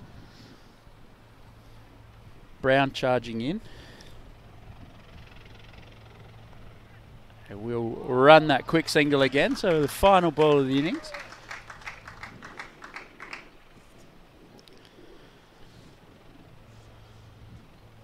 Hope Valley 6 for 131. Can they get a boundary off this last ball to close it out? That would take it to the 135 mark. Hope Valley was the score they tied with Port Districts. Yes. Oh, big swing. That's got to go for 4. Was that an under edge? It has gone for 4. There is 135 up. There's a batter's walk walk off. I'm not exactly sure what the wicketkeeper was expecting. I think that was an under edge. Pretty tough there. He was trying to convince the umpire not to give the byes, against his record. I didn't see any byes signalled, but I didn't see the 4 signalled either, to be honest. So either way, they come off 6 for 135, Hope Valley. As we said, that's a good score. The highest score today, 147. The team batting first, but runs on the board have proved to be vital so far today. Both teams batting first have won in the 2 games preceding this one, but Hope Valley 7 for should be 135. Listed as 131 up there. Unless they've decided. I'm not sure what they've decided there, but definitely went for 4 unless it was bowled. Maybe it did hit the stumps. A wicket off the last ball potentially, but 7 for 131 Callum will George, go with. bowled by David Brown. There we go. Right at the end there. So Jared Sykes run out 32 from 44, leading run scorer. Wilkins 30 off 25 balls. So we've got the helicopter in the background. Just waited for that last ball before it takes off. Webber 23 from 24. Callum George bowled off that last ball, confirmed. 16. So it's coming right for this helicopter to go over the top. There were 17 extras, 6.5 runs per over after their 20 overs. Hope Valley 7 for 131. Eddie Greaves, the pick of the bowlers, 2 for 21 off his 4. Jack Dent 1 for 18 off 4, and Dave Brown 1 for 20 from 4 overs. So we will have a short break, Phil. We will come back to preview the second innings of the Division 1 O'Neill's 2020 Grand Final from Karen Rolton Oval. We'll be right back.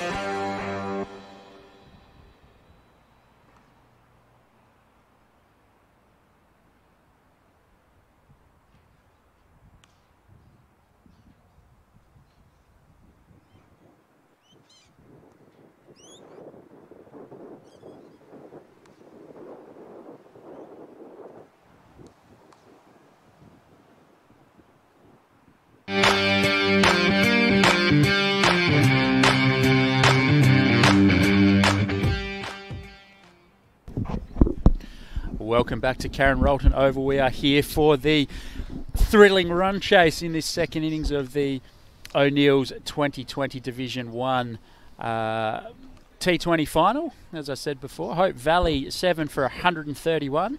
They will be defending that. The team batting first has won the previous 2 games, so 131. Not a bad score on the board here, Phil. What do you expect from the second innings? Yeah, look, I expect Princes to possibly not get there. I think it was a consistently solid, if not spectacular, innings from Hope Valley. They got contributing runs at a reasonable clip from their top 3 batters, and that has put them in their position to win 2 T20 titles in the space of 7 on the space of 8 days.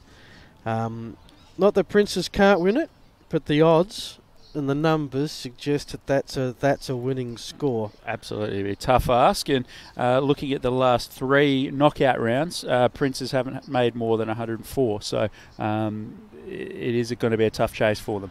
Yeah, and I was going to ask the question is, as we go up through the divisions, is the more skilled you are as a team, does that mean that you're more likely to score more runs?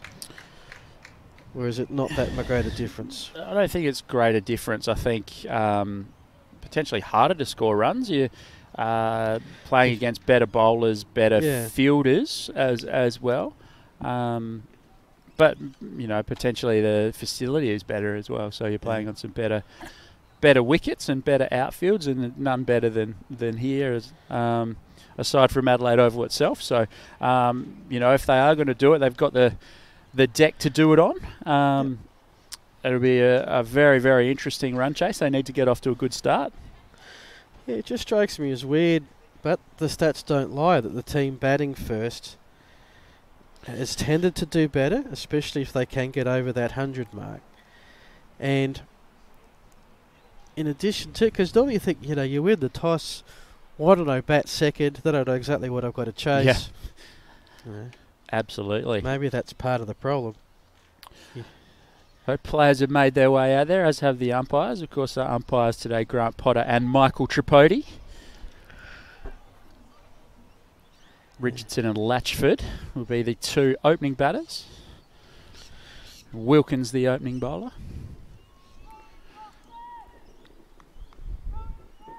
So, yeah, nice profile picture there holding the Premiership Shield from Michael Richardson.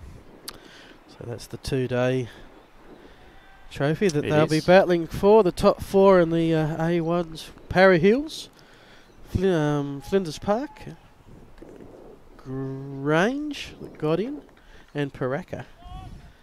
So the umpire just waving to the scorers to get their attention. We're about to get away in what will be a thrilling run chase thanks to Dartfish Sports Interactive, Roll the Dice Racing, Adelaide Starbus and T20 Vision. Wilkins comes into bowl to Richardson, the first ball of the run chase. And that's a single into the offside to get us underway. So just seeing how we've set up here, it is a fairly strong off-field. 6 on the offside if I've got my fingers right. Just 2. Actually, where's the third guy? Might even be a 7-2 offside field. Oh, it is, as you've got a third man. It's a deep third man and fine leg at the 2 out. Hiding behind our monitor. Wilkins into bowl. Latchford this time. Oh, short ball up into the rib cage, and Latchford just fends that one away. Get down the other end. So I've tended to find whatever sport that involves some fielding, if you stack the field, it comes back to the person pitching or bowling to bowl to that field. Yes, absolutely. Failure to do so will be problematic. Absolutely. Wilkins charging into Richardson. Or a little bit fuller. Hands go to the head, I think. Firing that one in towards the pad. You thought it might have been close if he didn't get the bat down in time. I mean, he's thinking he wants runs on the leg side. He's got his practice shots are going that way. Absolutely. In his head. But it's not something, I mean, as much as you see unconventional shots in T20, it's not something you're going to overtly do in the first over, step across your wickets and set up that leg side. No. Don't often see a 7-2 fielders. Wilkins nicely the top of off line there, but Richardson handles it nicely.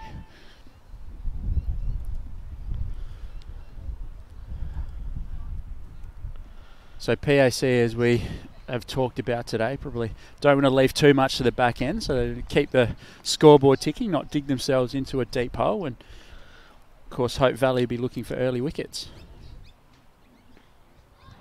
Oh, beautiful carry and that one through to the keeper. Strong opening over so far. Yeah, look, I mean, they've got Jacob Dick's going to be an interesting one. He scored 138 runs so far in this tournament. He's averaging about 70. He's going to be a key batter. Angus Marshall, who's averaging 27. Jack Dent, just a couple of innings, but has scored 54 runs. They've got the batting goes down a fair way for PAC. I mean, as you would expect, they are a big club with they had 3 teams in the 2 divisions, and this is their best 12 or best 11. Absolutely. Wilkins just 2 from his first over. Latchford 1, Richardson 1, PAC none for 2.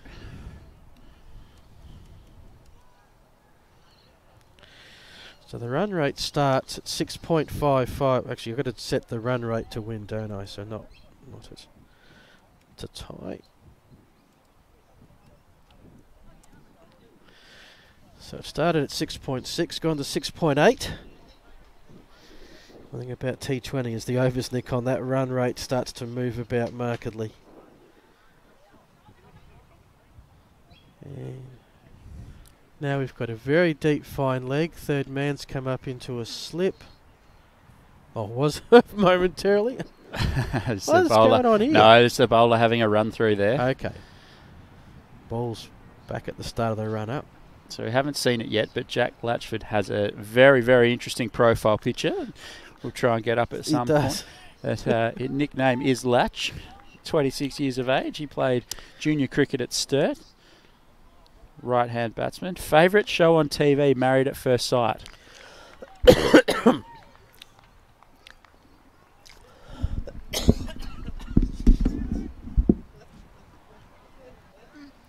Our first look at Hutchinson here. That one just took Phil's breath away. The fact that Latchford is a maths fan as Hutchinson comes into bowl. Latchford swings that one away. Fantastic stop there in the gully. Certainly save 4. Best experience in cricket for Latchford, Phil, 2018-19 A1 Premiership with PAC. Yes. Loves a chicken Kilpatrick schnitzel. Ooh, yeah. Favourite drink is orange Gatorade. As he plays that one back to the bowler. Yes, sorry, must be allergic to that program, or the mention of it. Random fact, he can only see 20% out of one eye. Okay.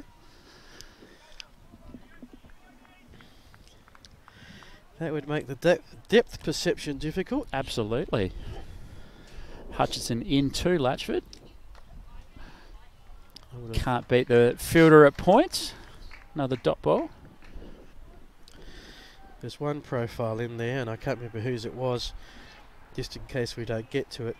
He says his random act was his dad, who was a coach once, declared when he was on 80 not out, and he's never made 100 since. Hutchinson in again. Latchford guides that one past gully. Gets a single. First run off this over. I mean, a very good one so far from Hutchinson. It's been a great start for Hope Valley. 3 runs from almost 2 overs. When you've got runs on the board, that run rate is going to move up very quickly. Hutchinson looking to close out what's been a good over. Comes in. Is into the pads. Still persisting with this 7-2 field, and 1 run off the over.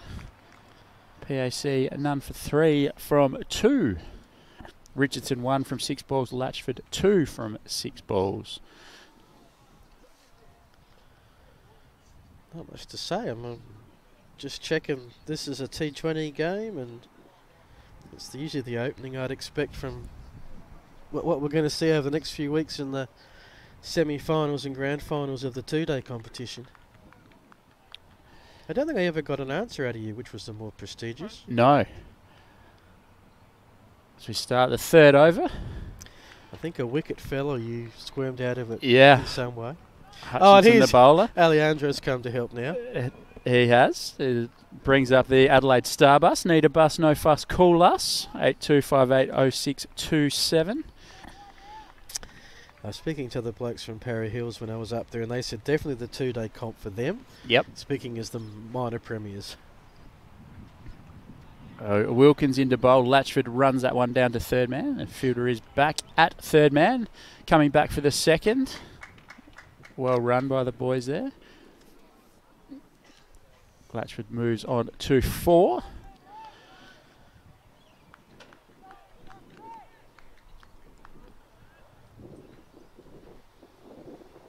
It is a very, very interesting field setting in a T20 game, but the bowlers have bowled to it brilliantly so far. We've got a fine leg and a mid-wicket as the only fielders on the leg side. Yep. Really interesting to see if the batters do something, take an off-stump guard, make the bowlers bowl at the stumps. They've almost got to, they've got to realign this bowling somehow, don't they? Because at the moment it's exactly on point. Everything's going on the offside. We're now into the, just 2 runs from the over halfway through.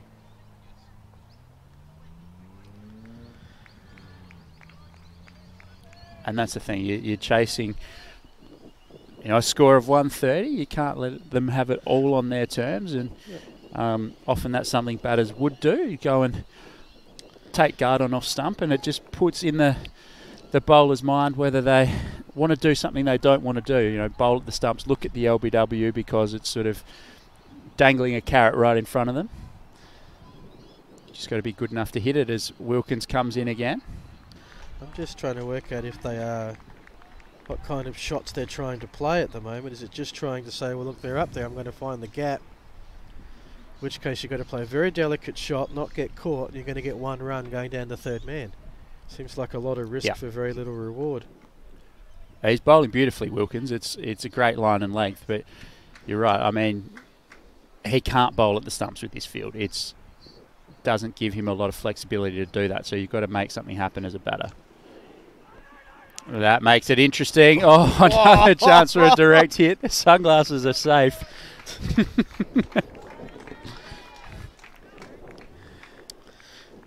Massive mix-up there. 2 from the over. PAOC move along to none for 5 from 3. Richardson 1 from 6. Latchford 4 from 12. Hutchinson will be the bowler now. Went for 1 off his first over. So the run rate started at 6.6. It's already up to 7.5.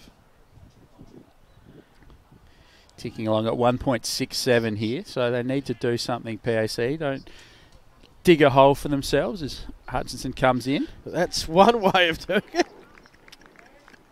Just walking at the bowler there, Richardson. Yeah. Probably it's the side-on view, and it's great to watch a bit of cricket from side-on. You get an appreciation of the speed of the deliveries, if nothing else. So different than the front-on view that you probably got on your screen at the moment. Well, that's a good shot, but 1 run. Knocked down. 1 run. And one of those was just how far he came down the wicket. You go, wow, that's a long way. So Michael Richardson, nickname is Richo, age 36. He's the captain, isn't he? No? No. No? Vivian is the captain. Vivian's the captain, that's right. Hutchinson in again. This time bowling to Latchford. Can't beat the cover fielder. You throw at the stumps. Have got a third man across on the leg side now. Mid on, they've got a deep mid wicket and a fine leg. So 2 fielders out are the deep cow corner or mid wicket and the fine leg. That's a lovely shot through the offside. Yep. Latchford's beaten the field. That's racing away to the boundary and will get there comfortably. Lovely cover drive from Latchford there. First boundary of the inning. Well needed pressure. One. Yes, absolutely.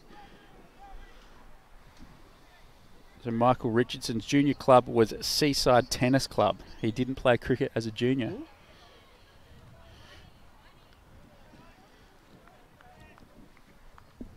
Hutchinson in again to Latchford. A lovely shot there. Knocked down by the fielder at forward point. I do have a fielder back on the cover boundary after that lovely cover drive before. Yep.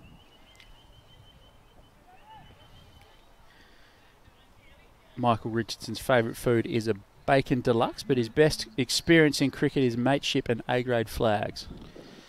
Well, chance for one right here. Absolutely. Big throw there again. Get through for a quick single. Is the end of the over. 4 overs gone. PAC none for 12. 7 off the over. Michael Richardson, his random fact, has played 10 T20 matches on Adelaide Oval in various Adelaide Turf Grand Finals. Jeez, that's an impressive record. Has been to the big dance a number of times. Unfortunately, right now, it's being transformed into a footy stadium again. There'll be this time next week. There'll be some action there from memory. They will. Snuck up on us, and I guess the cricket season, if you're a cricket fan like I am, and still got a month to go of the Sheffield Shield. I mean, the AFL like to intrude on everything, and the end of the cricket season being one of those. They do, but it was a little bit the other way this year. Panel's going to be the new bowler. He's in with a couple of skips in the run-up, but a good start from him, and Richardson works it to the offside for one. So this looks to me something a little bit more traditional in your T20 field. 4 on the leg side. See a spinner. Short boundaries. Panel in again. Side. Well played through backward point. Come back for 2. They push for a third. No. Happy with the 2.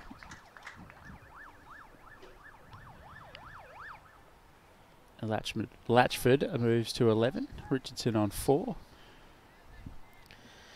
PAC might see this as a chance to start getting back into this contest. That's a lovely shot there from Latchford. Fielder out, so they'll settle for another 2.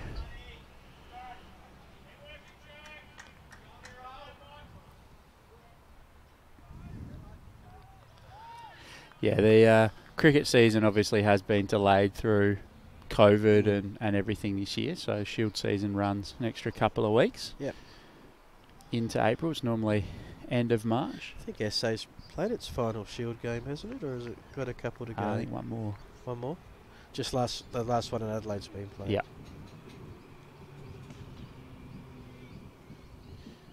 Panel in again. Outside edge there. Hands go to the head. Another single to Latchford. He moves on to 14. And up comes the almost annual, or biannual, I'd say, just deep discussion about the number of teams in the district competition. 2 balls to go in this panel over. Or swung away. Call for, or appeal for LBW, but I did hear a very good opinion on that. I thought was worth that.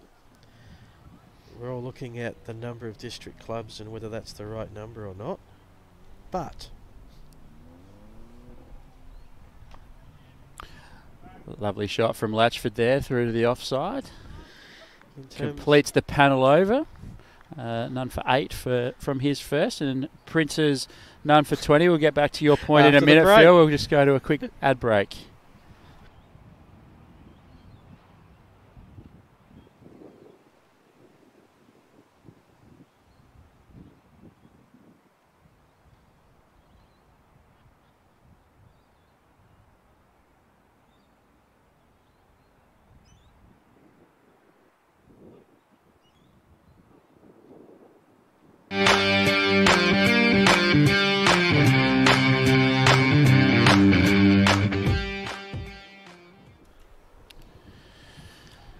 welcome back. So we've just finished the first 5-over block. PAC haven't lost a wicket yet in this power play, but Hope Valley are bowled very, very well. None for 20 after 5.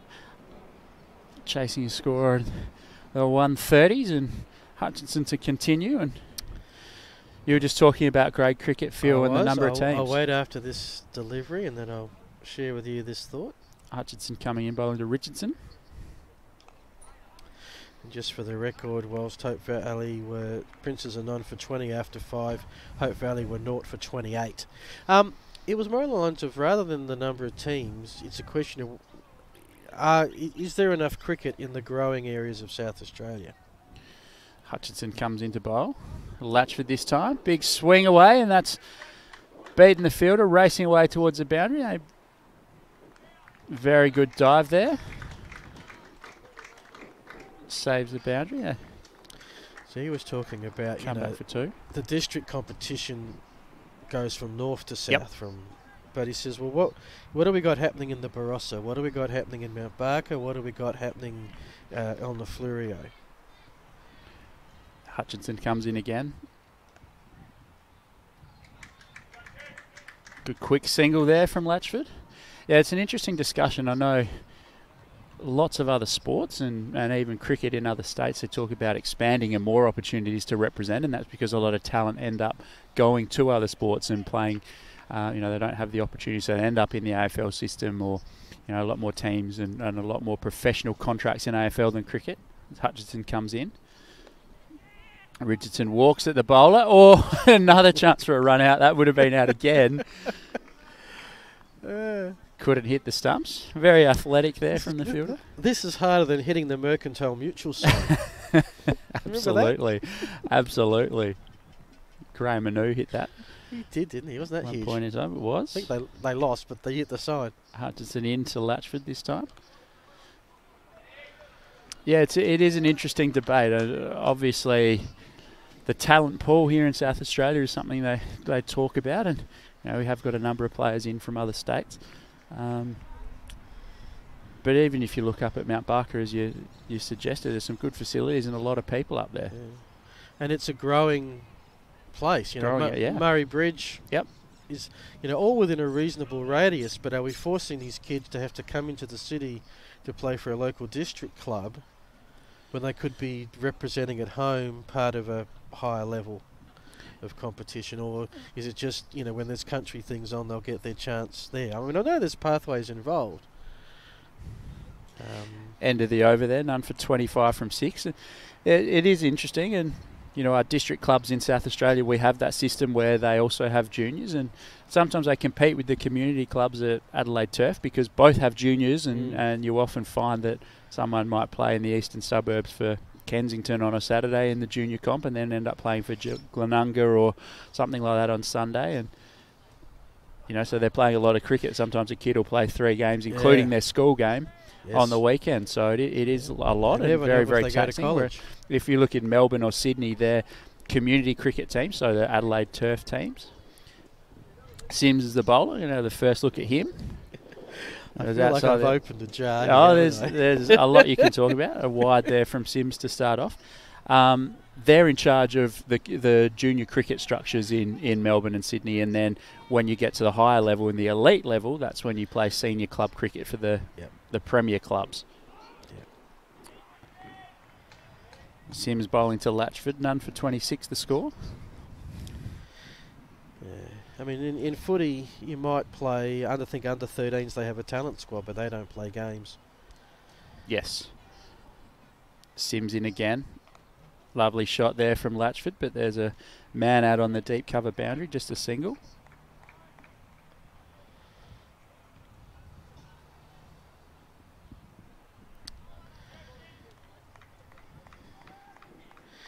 Yeah, I'm a mathematician, I guess, by nature.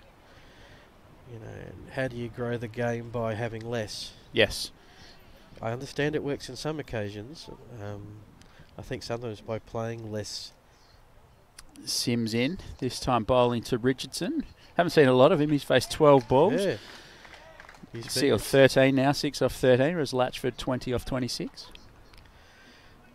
They sort of understand the concept, and I think Big Bash, it sort of grew too many games and diluted everything. That's a lovely shot. That back. Good diving effort there on the boundary by the sweeper. Batters come back for 2. So we're just in this interesting stage of this game, aren't we, really? That the Prince Alfred, now that they've got the fast bowlers out of the way, the batters look not so much in trouble. Looking forward to seeing the comparison. Have a look at that in a minute. Sims in. Floats that one up. That's a lovely shot. It's about to change very quickly. That is going quickly towards the boundary, and another good stop there. Fantastic in the outfield from Hope Valley so far today. That's Wilkins, who I tell you what, he wants these glasses, I think, Ben. He's done a great job bowling. He has. Been one of the leading batters.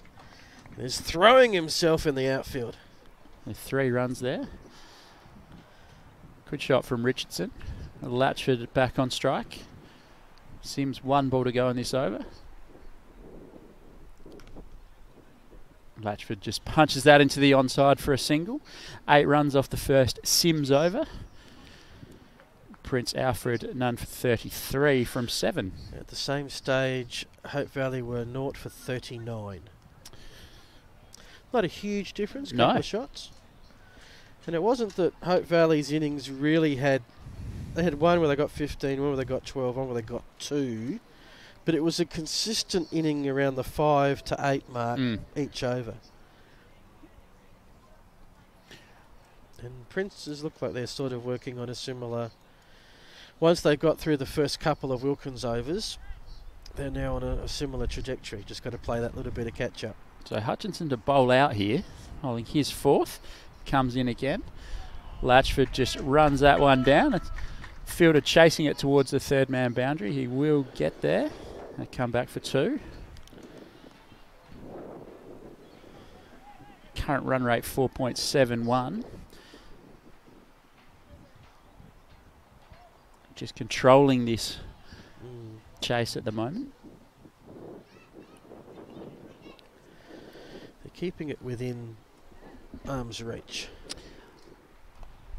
That's a lovely shot from Latchford.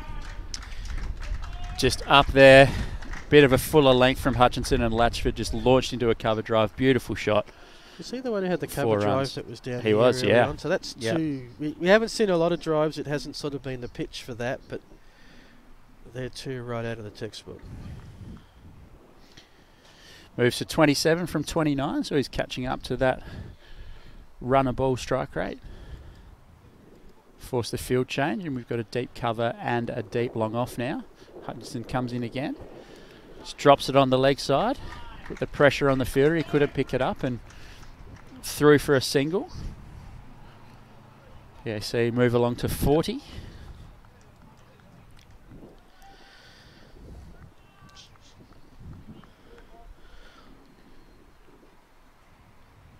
And Richardson on strike facing Hutchinson. 3 balls to go in his spell. He's walked at him, and that one's hit the pad, but they'll scamper through for a single. Leg by called. Good aggressive running. Nothing stupid, just good aggressive running. Good aggressive running, absolutely.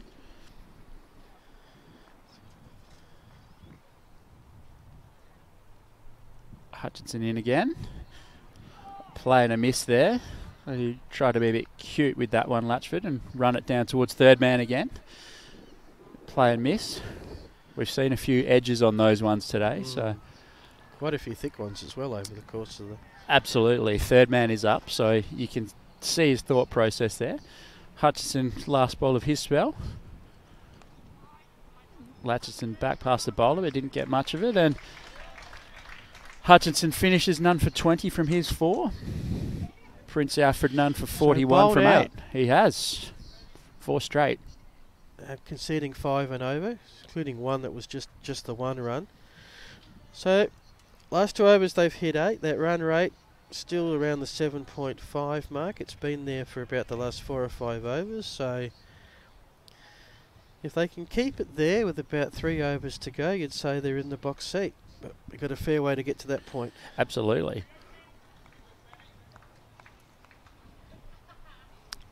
but controlling it nicely at this point in time with plenty of wickets in the shed.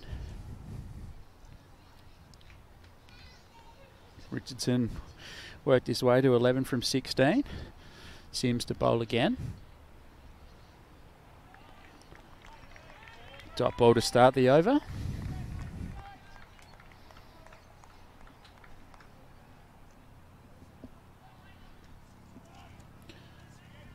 Long run up from Sims here. Oh, he's gone the switch hit. Up the hill. And he's got enough on it for 6. Sims bowled into the wicket and he had enough time just to turn around and switch hit him for 6 to the short boundary. Lovely shot there from Richardson. He moves to 17 from 18 deliveries and PAOC roll on to 47. Yeah, they're starting to take a control of this, I think. Not sure they can pull off that shot too many times, though. No, he's going for it again, and he's bowled. Went for one too many.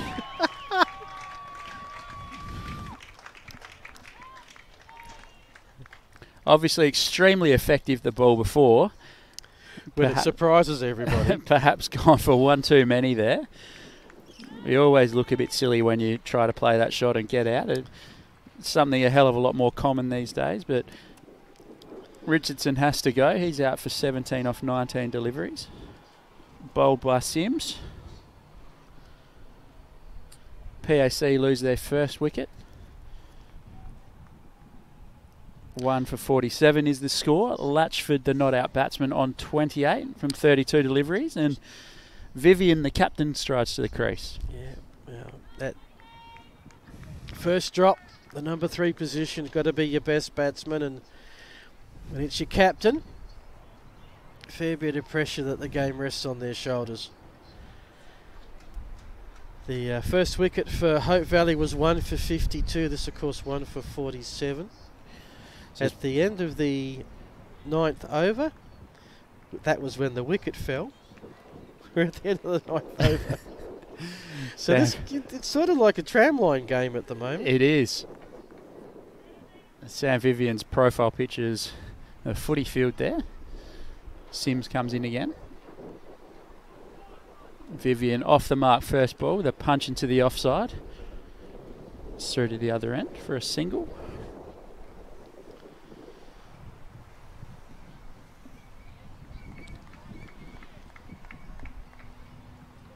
Sims in again. Good shot from Latchford. Can't beat mid-off, no run. Wind's picked up a bit. I'm just wondering what that trees are swirling around, yeah. Out on the field.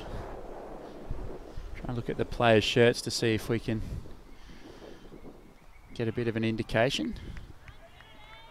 Latchford just turned that one off his hip. That is over. Sims 1 for 15 from his 2 overs so far. PAOC 1 for 48. That's 9 overs gone. Doesn't work as well with footy players, of course. Their gear's not usually as loose as the cricketers' ones are, but so Sam Vivian, nicknamed Viv, age 21. His junior club was the Conniva Grasshoppers, Phil. Oh, Conniva. Yes. He's a right-handed batter. Best experience in cricket was winning a flag with the Mighty Hoppers. With the Mighty Hoppers. Probably had to beat Nil or Serviston. Or Bordertown, maybe. Maybe they'd have cross-border comp. So Webber, good performance with the bat. We're going to have a look at him with the ball. He's rocking the headband. Vetus Gerolitis has joined us. Comes, fast leg is there. He's got a wicket first ball. Very fast. The captain, Sam Vivian. I'm not sure if he picked it up. He's got a thing where he can flick the headband off of his head like a rocket launcher, which he did. So we didn't even get to Sam Vivian's random fact, which was he owns a pet duck called Wayne. Okay, well luckily he avoided that. He got one. Okay. Yeah, so he avoided the duck. Okay, yeah, he's on his way. So PAC now 2 for 48. And it's just flicked over again. It has. It has. They do still have a set batsman in Latchford in. 28 off 34. He holds the key now, and Clayfield comes to the crease. I imagine he can hit a big ball with those broad shoulders. Jeez, he looks big, doesn't he? He does. And I'm not, in a athletic sense. There's his profile picture.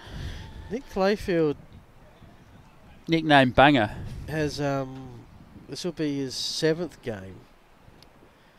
He has a total of 3 runs. This is only his 3rd at bat. Third inning. 3rd innings, yeah. At bat. To face Weber. Because the last 4 games, he has not had to bat. And that's the problem, that Princes have bowled a lot of teams out for low scores. Which means the batters don't get a run, and a little bit like what Princes had to go through, and Golden Grove indeed had to go through. Absolutely. Some of the lower order are going to have to make a difference. So Weber comes in bowling to Latchford now. These quick leggies. Nice shot from Latchford again. Again at number 4, so I'm thinking that's kind of weird. Clayford, when he came in, was at number 9 and number 7. He's got an upgrade. And Weber drops short there. Latchford can't beat the fielder at mid-wicket. So I'm wondering if this is your, we haven't seen Michael Richardson yet, have we? No. Well, he's been normally a number 4 batter for Princes. He's sent in to move things along. Yeah, your T20 night watchman concept, which we need to give a name to. Coming back, they looked like they were going to come back for the second, but they didn't. Great fielding in the outfield again there from Hope Valley. Do we call them the accelerator? The accelerator's a good one. The accelerator. Latchford moves to 29. Clayfield 1 off 1. Weber has 1 ball to go in his first over. 1 for 2 so far.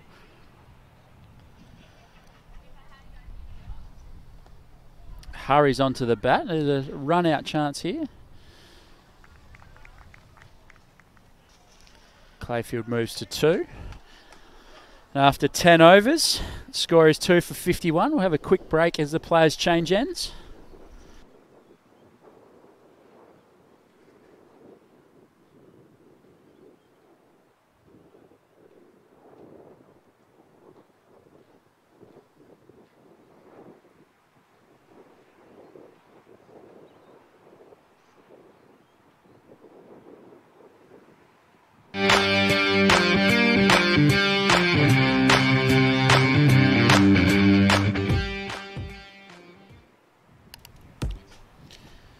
So we are 10 overs down in this run chase.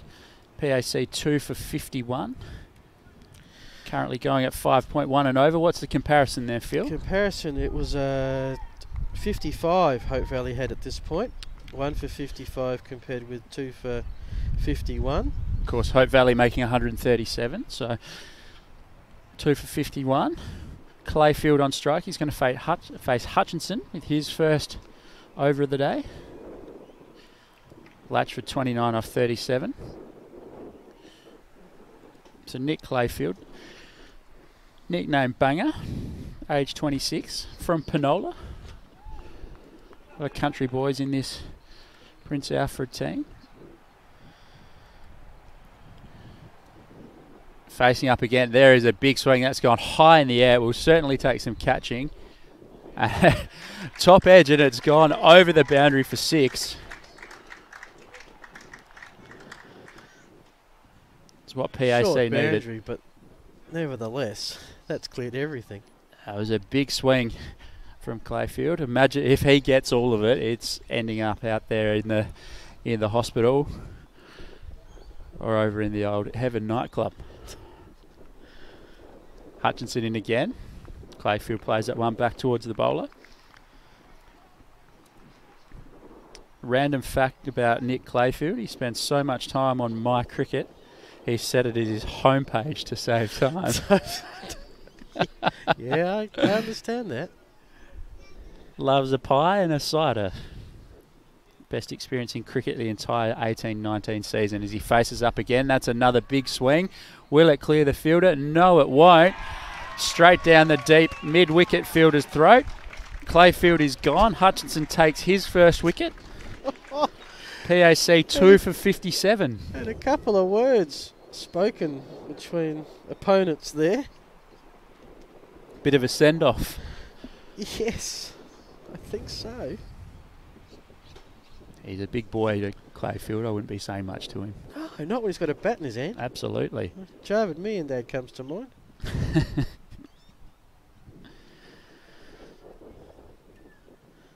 So again, just as you think a team is getting some ascendancy or slightly getting on top, they lose a wicket. So their run rate is starting to pick up. It needed to. It did. But they're certainly on the wrong end of the wicket count now. Hope Valley didn't lose their second wicket until the 14th over. Then again, they did leave some in the shed, so not quite absolutely. Only 3 down.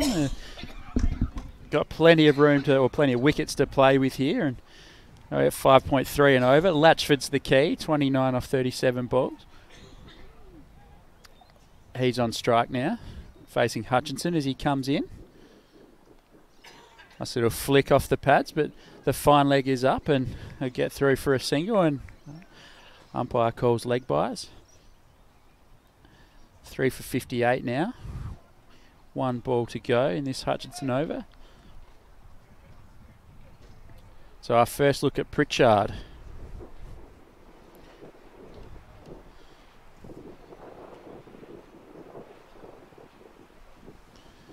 Hutchinson comes in to bowl to Pritchard.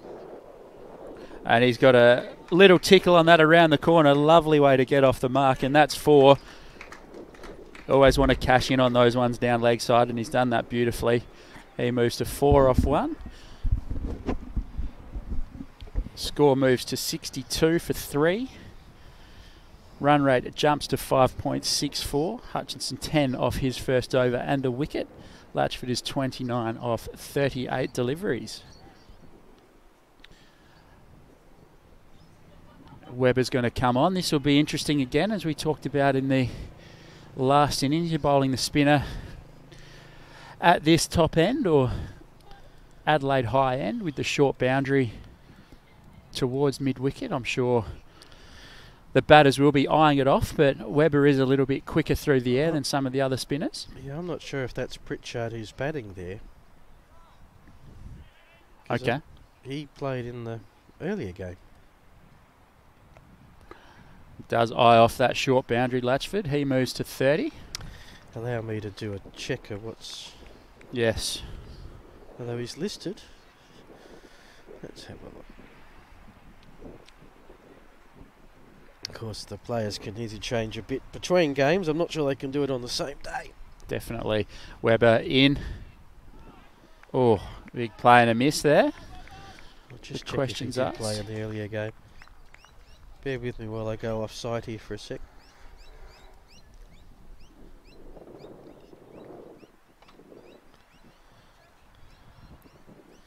Cameron Pritchard. It is. Claude Hunter bowled. It is for 9.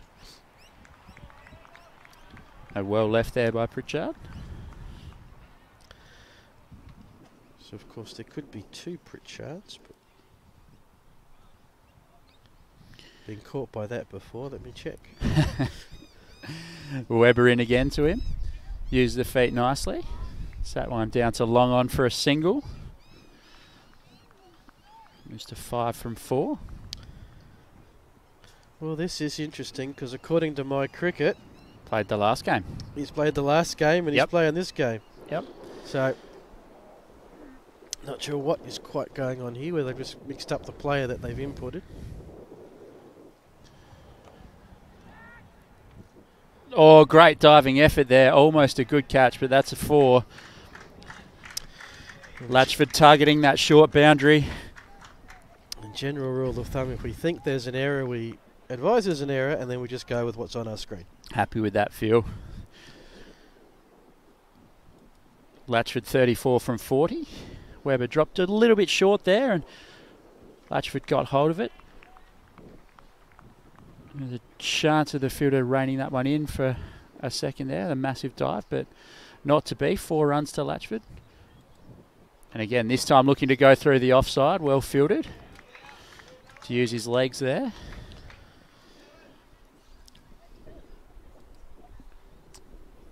End of the over from Weber, 1 for 9 his figures, 3 for 68 Prince Alfred. Run rate 5.67. It's building, isn't it? It is building. You know, look at the end of each over and it just goes up that little notch. I've got them needing 8.7 from here. And you think, gee, that's high, but it's only 8 overs. No, that's controllable. If they can keep it at that. With 3 to go, they'd be very confident. It's probably about keeping those runs coming, keeping a partnership together. Absolutely. For the next 3 overs. Hutchinson in. Hit on the pads. We've seen a couple of throw at the bowler's end. I don't think the umpire was looking. Still considering the LBW. We saw a very, very slow decision given earlier today. Meanwhile. But he did call it leg by in the end as well. Yep, just to add some intrigue. Salt into the wound for the Demons. Nonetheless, Latchford on strike. 34 and another single for him. Looks like he's seen them nicely now. Yeah. Just drops that one on the offside. Moves to 35. Well, he's the man for mine. He is. He's the key. If he's there at the end, I think Hope Valley Princes win.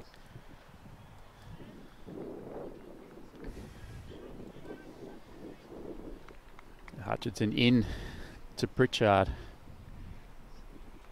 Plays that one out on the offside. Again, almost a replay of the ball before. Repeat yes. Button.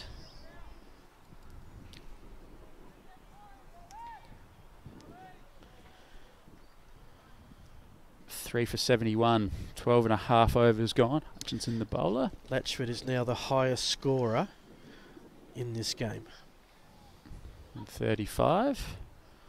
A lovely shot through the offside. He'll pick up another single. Well fielded again by the man at point.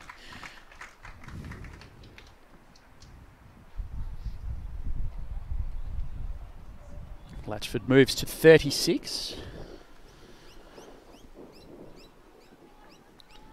This game is setting itself up nicely. Hutchinson comes in. Ooh, misfield there. Not costly though.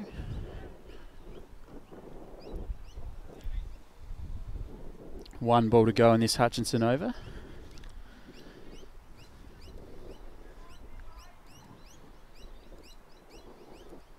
Change to the field as they put long off back, not all the way to the boundary.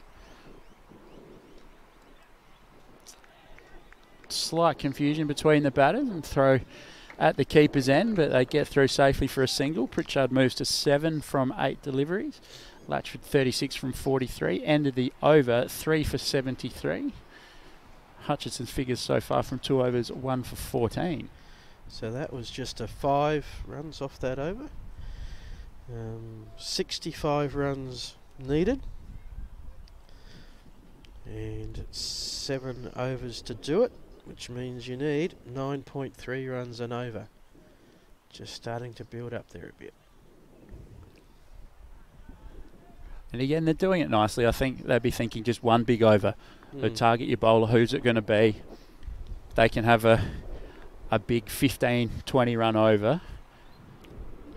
Really brings that required run rate down. Weber could be the one that they're looking to take down to the short boundary. Well, his first delivery got a key wicket. He did. And they've got 2 players back now. Deep square leg, 1 at cow corner. Sorry, 3. I didn't see the deep long on back there. So they're protecting that boundary. As Weber comes in, Pritchard charges. Can't beat the bowler.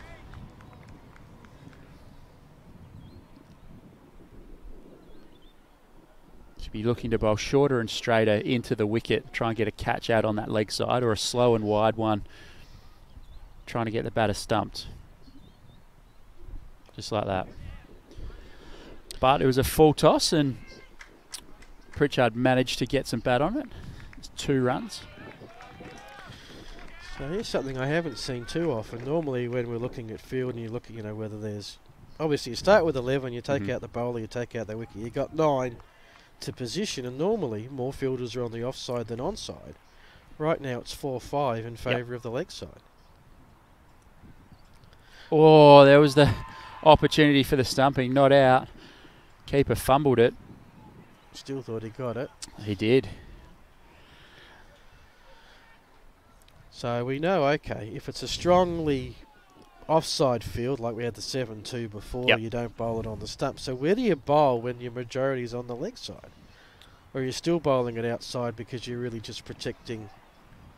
You still don't want it going on the leg side. That short boundary definitely comes into play. Webber comes in again. Just lofted there from Pritchard. So happy with one.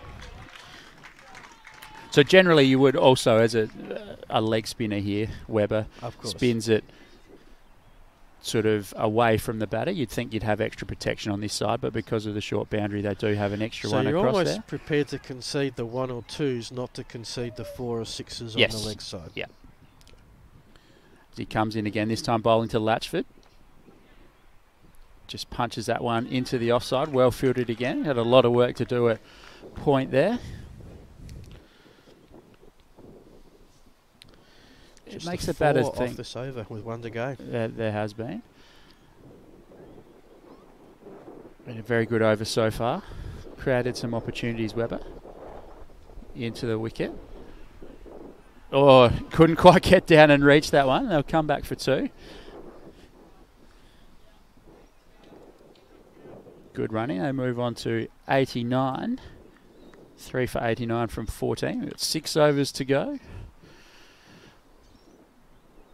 Pritchard moves to 12 from 13 balls. Latchford 37 from 44, and there are 6 runs off that over.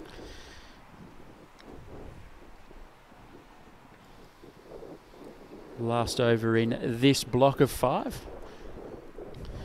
Almost 10 and over now. 59 off 6.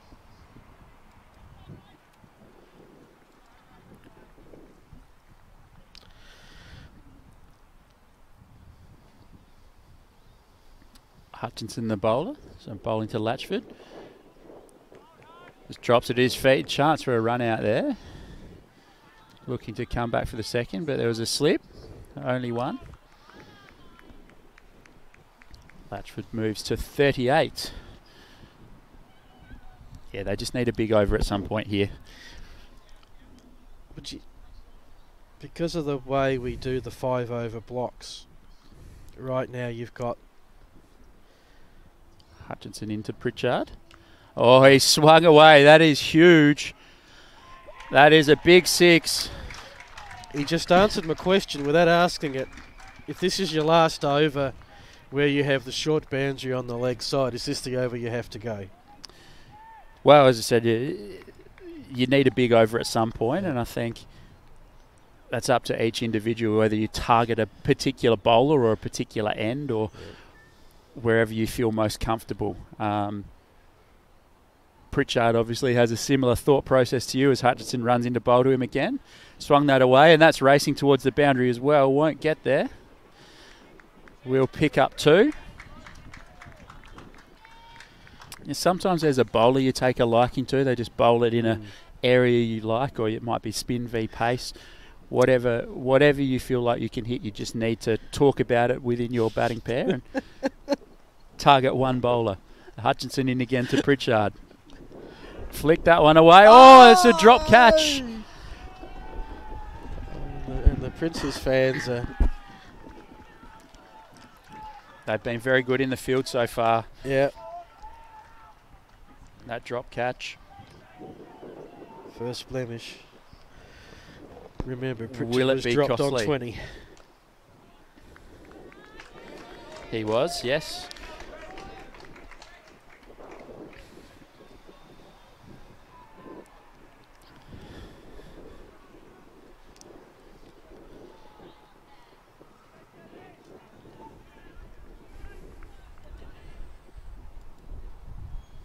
Hutchinson comes in again.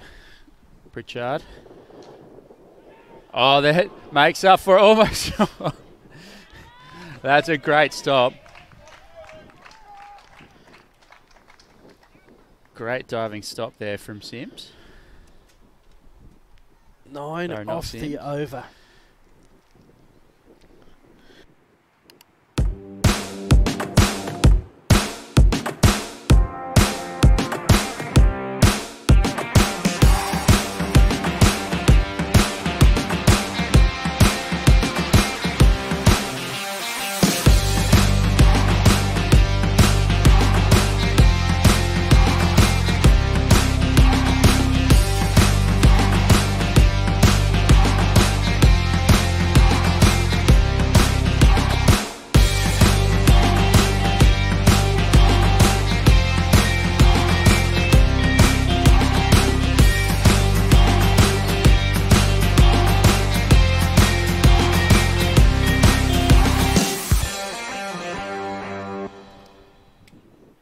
We're back, 5 overs to go, as you said, Phil. Final 5 overs of the day.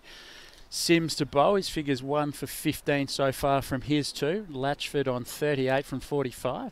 Pritchard 20 from 18. 3 for 88 with 5 overs to go. 50 runs, 5 overs. 10 and over. Simple equation. No Excel spreadsheet needed. No. Latchford single off the first ball there. It's Pritchard on strike. First wicket fell at 47, second wicket fell at 48, third at 57. This is now a 32-run partnership. Look to run down the wicket and then back pedal there and just drops it into the offside for a single. It's off strike Pritchard. Latchford back on strike.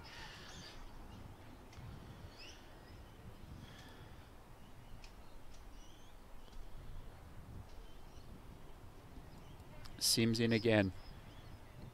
Oh, big swing and a miss there. Trying to cut that one past point. Of course, the long boundaries to the leg side now with this last block of 5. So, fielders at deep square. Sims in again. Well struck there from Latchford, but only one to the deep cover fielder. Yes, we've got a deep forward square, deep cow corner and a long on. Both the cow corner and the deep square are probably about 10 metres off the boundary. Sims in again. Another swing and a miss. And Adelaide Starbus, thank them for supporting us today. Need a bus, no fuss, call us. You can ring 82520627. We thank them for their support throughout the whole cricket season. Sims, oh, big swing. He's given it. Fantastic stumping there. This is looming as the over that's deciding the match for mine. Absolutely. They need runs here. They've put themselves under a little bit of pressure, PAC. Some wickets in the shed, but Pritchard done a good job.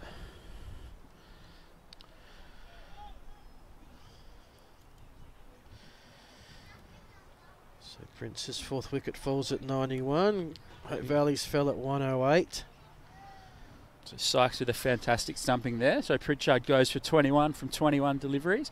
Latchford 40 from 48, as you said. Robinson, the new man to the crease. 4 overs to go. Riley Robinson has his profile photo up there. It's quite funny. In the 16th over, Hope Valley only scored 2 runs and lost their 3rd wicket. In the 16th over, Prince Alfred only scored 3 runs and lost their 4th wicket. And now we're set with a situation where this run rate, when I log it up, is going to be almost 2 a ball, I think. Yes. Definitely time for that big over they need here, Phil. Yeah, 11.75. Get 2 a ball and have a bonus 1 run. As you said, Latchford is the man, 40 off 48. He needs to hit a couple of boundaries. Well, for 48 deliveries, he needs to get ahead of the runner ball. He does. Now. Riley Robinson, 21-year-old. Yeah. Played his junior cricket at Northern Jets or Northern Districts Jets. His favourite TV show is the Tab Racing Channel. Panel, the new bowler, comes in. Swung away from Latchford. Can't beat the fielder out in the deep. Coming back for the second. Throws mid-pitch. Oh, could come back for a third one now, and they do. Another overthrow. Yeah.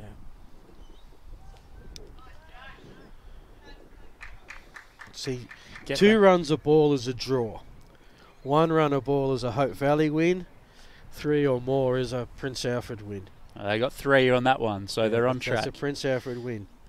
Didn't have to be. No. So we get our first look at Robinson here. He takes stride. Favourite drink is Chardonnay for a 21-year-old. Favourite song, Beyonce, The Single Ladies. Okay. Panel in again. Oh, he's called through. And he's got through.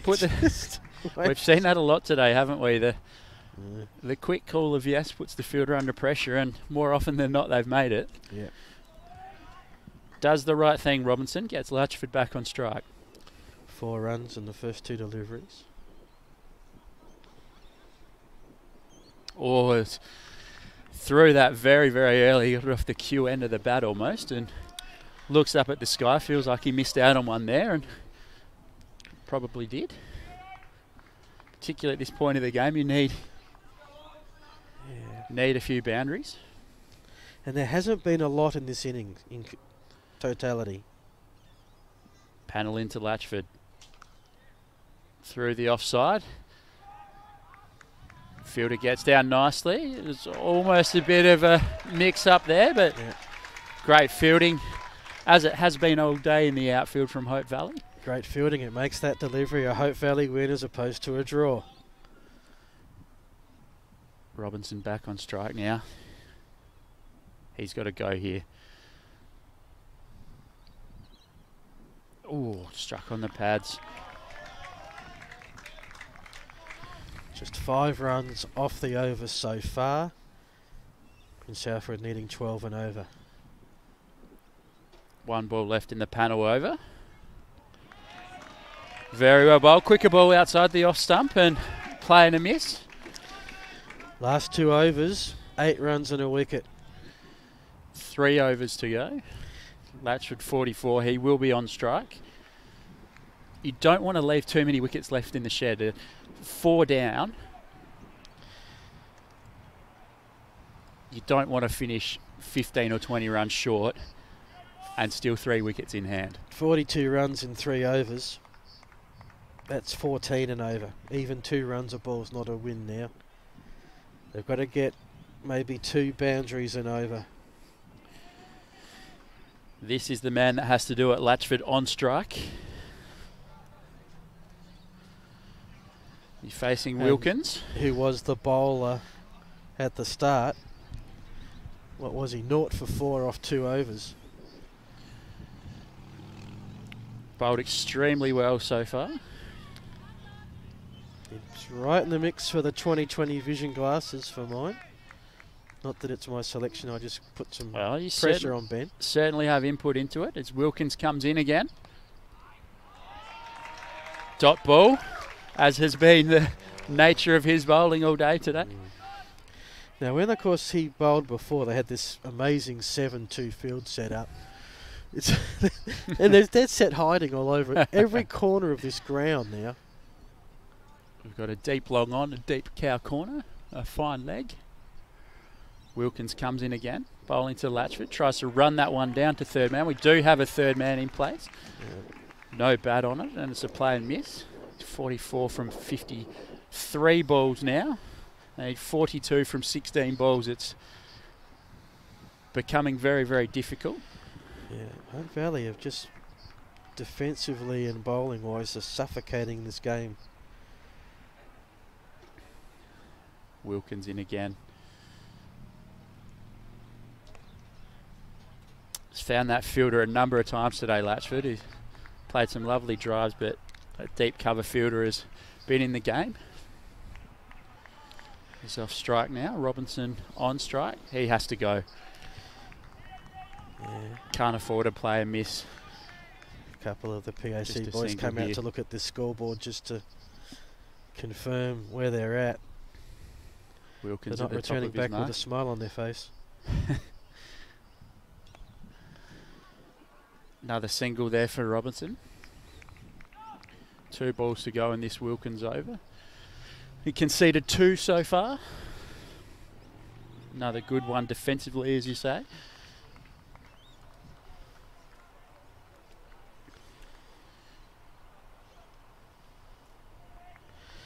Been such a good team effort from so far. Hope Valley, particularly defensively, as you say, in the outfield. Latchford on strike. Deep in his crease, he has run that one down to third man. Looking to come back for 2. He'll get there. Moves to 47.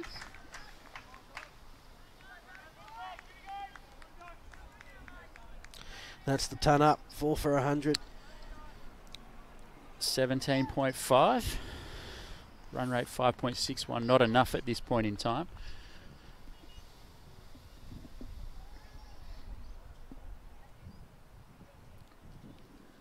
Latchford 47, not out. Can he get his 50? Play and miss. Beautiful bowling from Wilkins. 4 runs on the 18th over.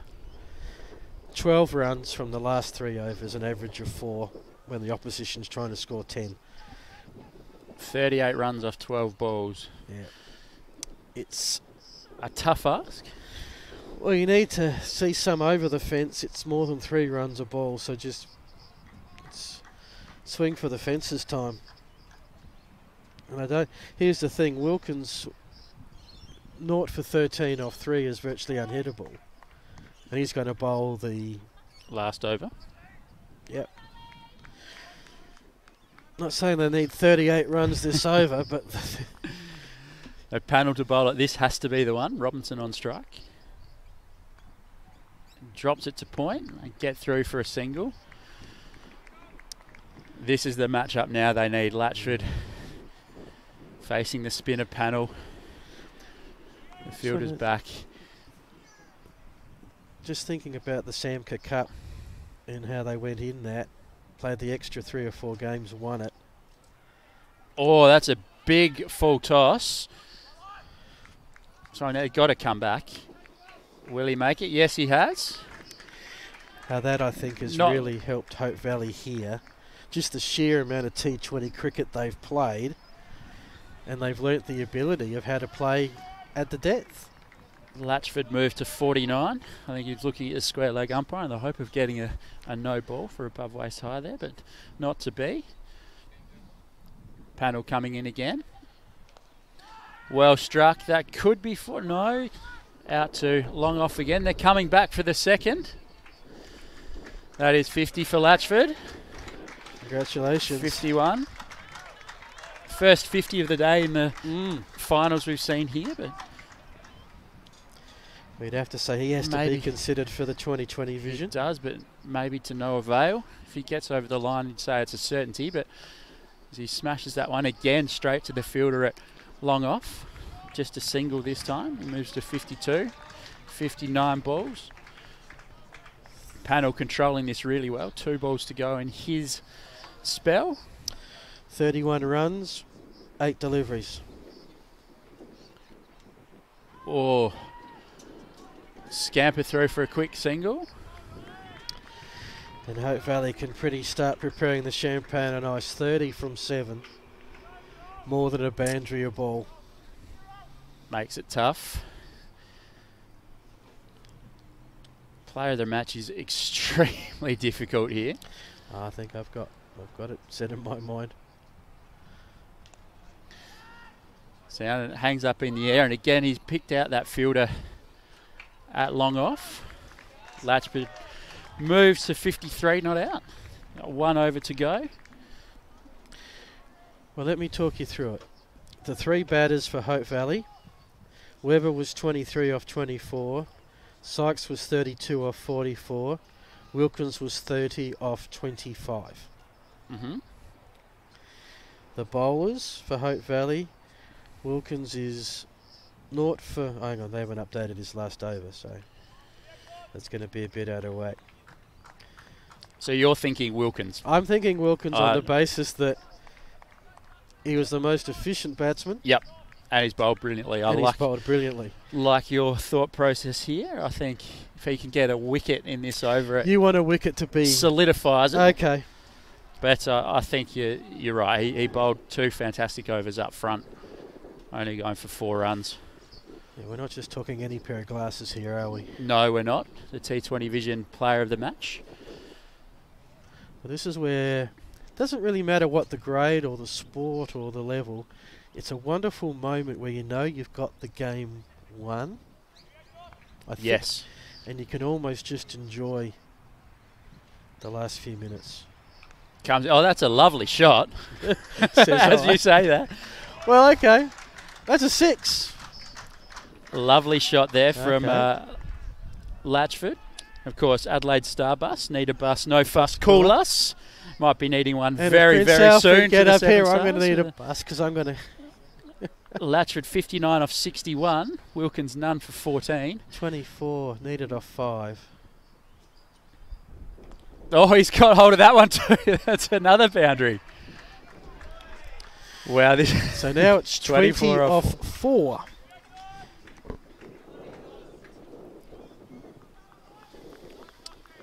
Seven for 137. 138 to win, 19 to tie, 20 to win, 4 deliveries remaining.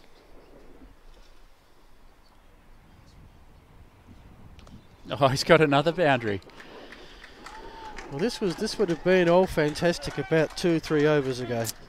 You're right, and but I think they're going to end up agonisingly short.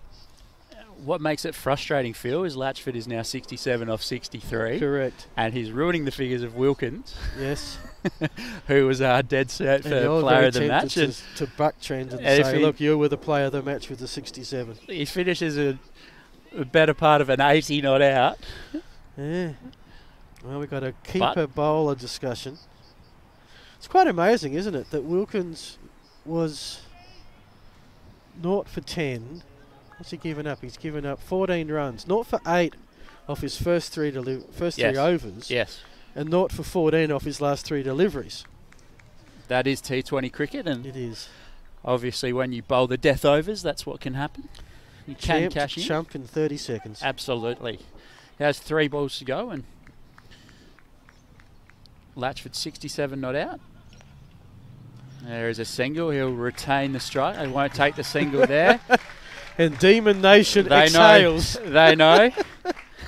Now they can enjoy the fact that they've got it won. 16 off 2 would require something incredible. Yeah, he's batted well, Latchford. Unlucky on the day. Big swing and a miss there. Clapping everyone there. Hope Valley, every dot ball. And this is it, mate. What an effort for yourself. 120 overs. It's been a long day, but it's been good fun. So you've seen some great cricket. Yeah. Obviously, great spot to sit here at Karen Rolt. Seen some great results so far.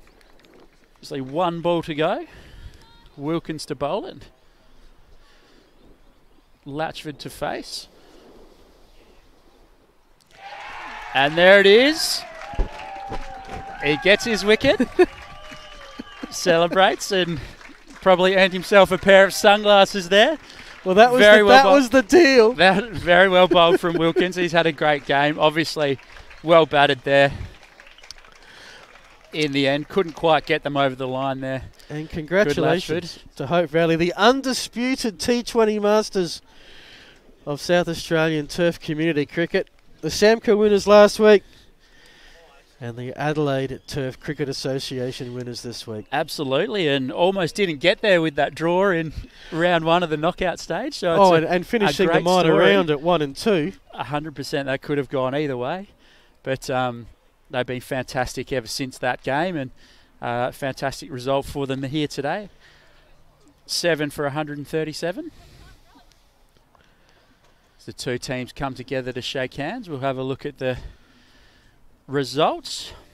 Hope Valley batting first, winning the toss and batting first, and 7 for 137. Jared Sykes 32 from 44 balls. Aidan Wilkins 30 from 25. Heath Webber 23 from 24. Callum George 16 from 11. And the best bowlers, Edward Greaves bowled very well with his leg spin, 2 for 21 from 4. Jack Dent 1 for 18 from 4. David Brown 1 for 20 from 4. And Sam Sanders 1 for 19 from 3. PAC, well, they couldn't get there in the end, as you said, agonisingly close, but the team that batted first won every single game today, and maintained that statistic throughout the season as well. But Jack Latchford 67 not out, he batted brilliantly, couldn't quite get there, probably didn't have enough supporters in the end. Cam Pritchard 21 from 21. Michael Richardson 17 from 19. Nick Clayfield 8 from 6. Brendan Sims 2 for 18 from 3. That man Aidan Wilkins, who I think 2020 Vision Player of the Match, 1 for 22 from his 4. He bowled 2 brilliant overs early. Heath Webber 1 for 15 from 3, and Sam Hutchinson 1 for 23 also from 3. We're going to throw down to the presentations. Looks like David Hazer might have left, so both teams gathering together for the presentations, and we might throw down and just have a look at the vision from that.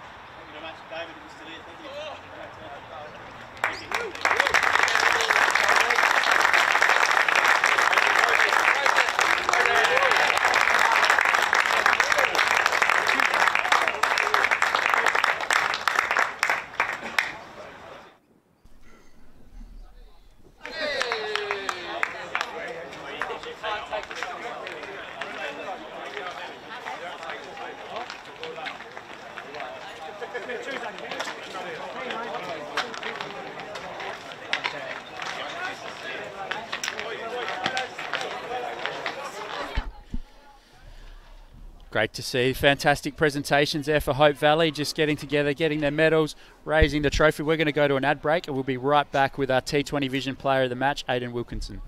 Or Wilkins.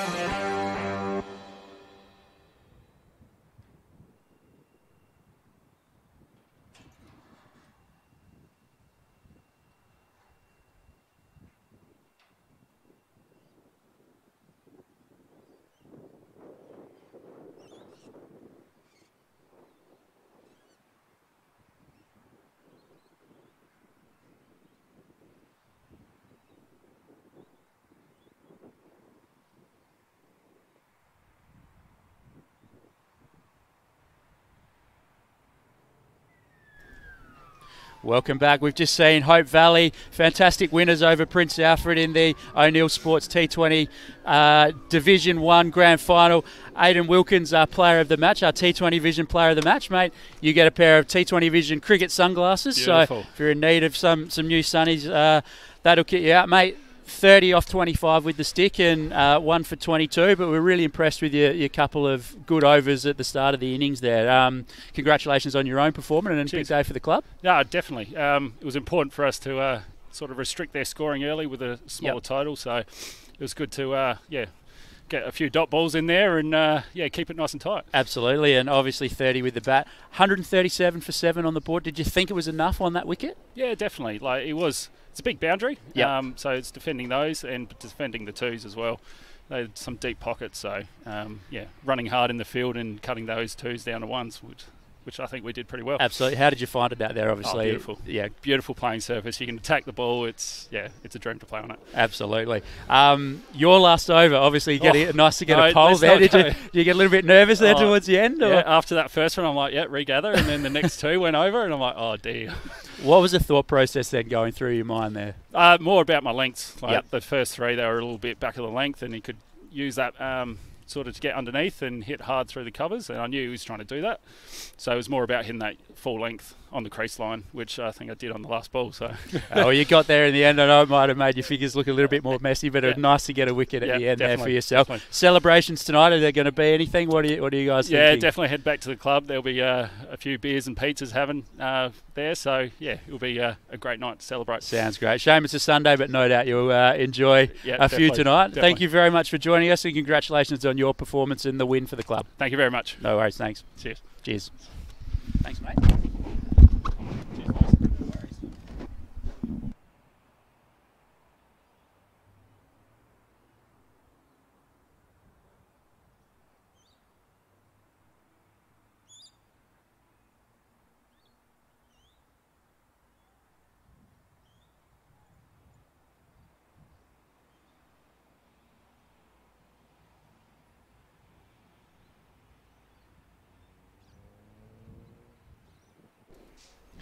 Aidan Wilkins joining us there, and a fantastic day here at Karen Rolton. We've seen 3 amazing games of cricket. Congratulations to Flinders University for taking it out in the Division 3. We saw Hope Valley win the Division 1, and of course in the Division 2 game just before, a fantastic win. I've just lost that. Golden Grove. Too many games of cricket. 100 overs. Thanks, Phil. Thank you for your help. Phil, Starbus, Adelaide Starbus, thank you to them for their sponsorship. Need a bus, no fuss, call us. Dartfish, Roll the Dice Racing, 2020 Vision, and Sports Interactive. Thank you to Alejandro. Thank you to Ned. Thank you to everyone behind the scenes. I hope you had a great day. Have a fantastic evening, and thanks for joining us. We'll see you next time.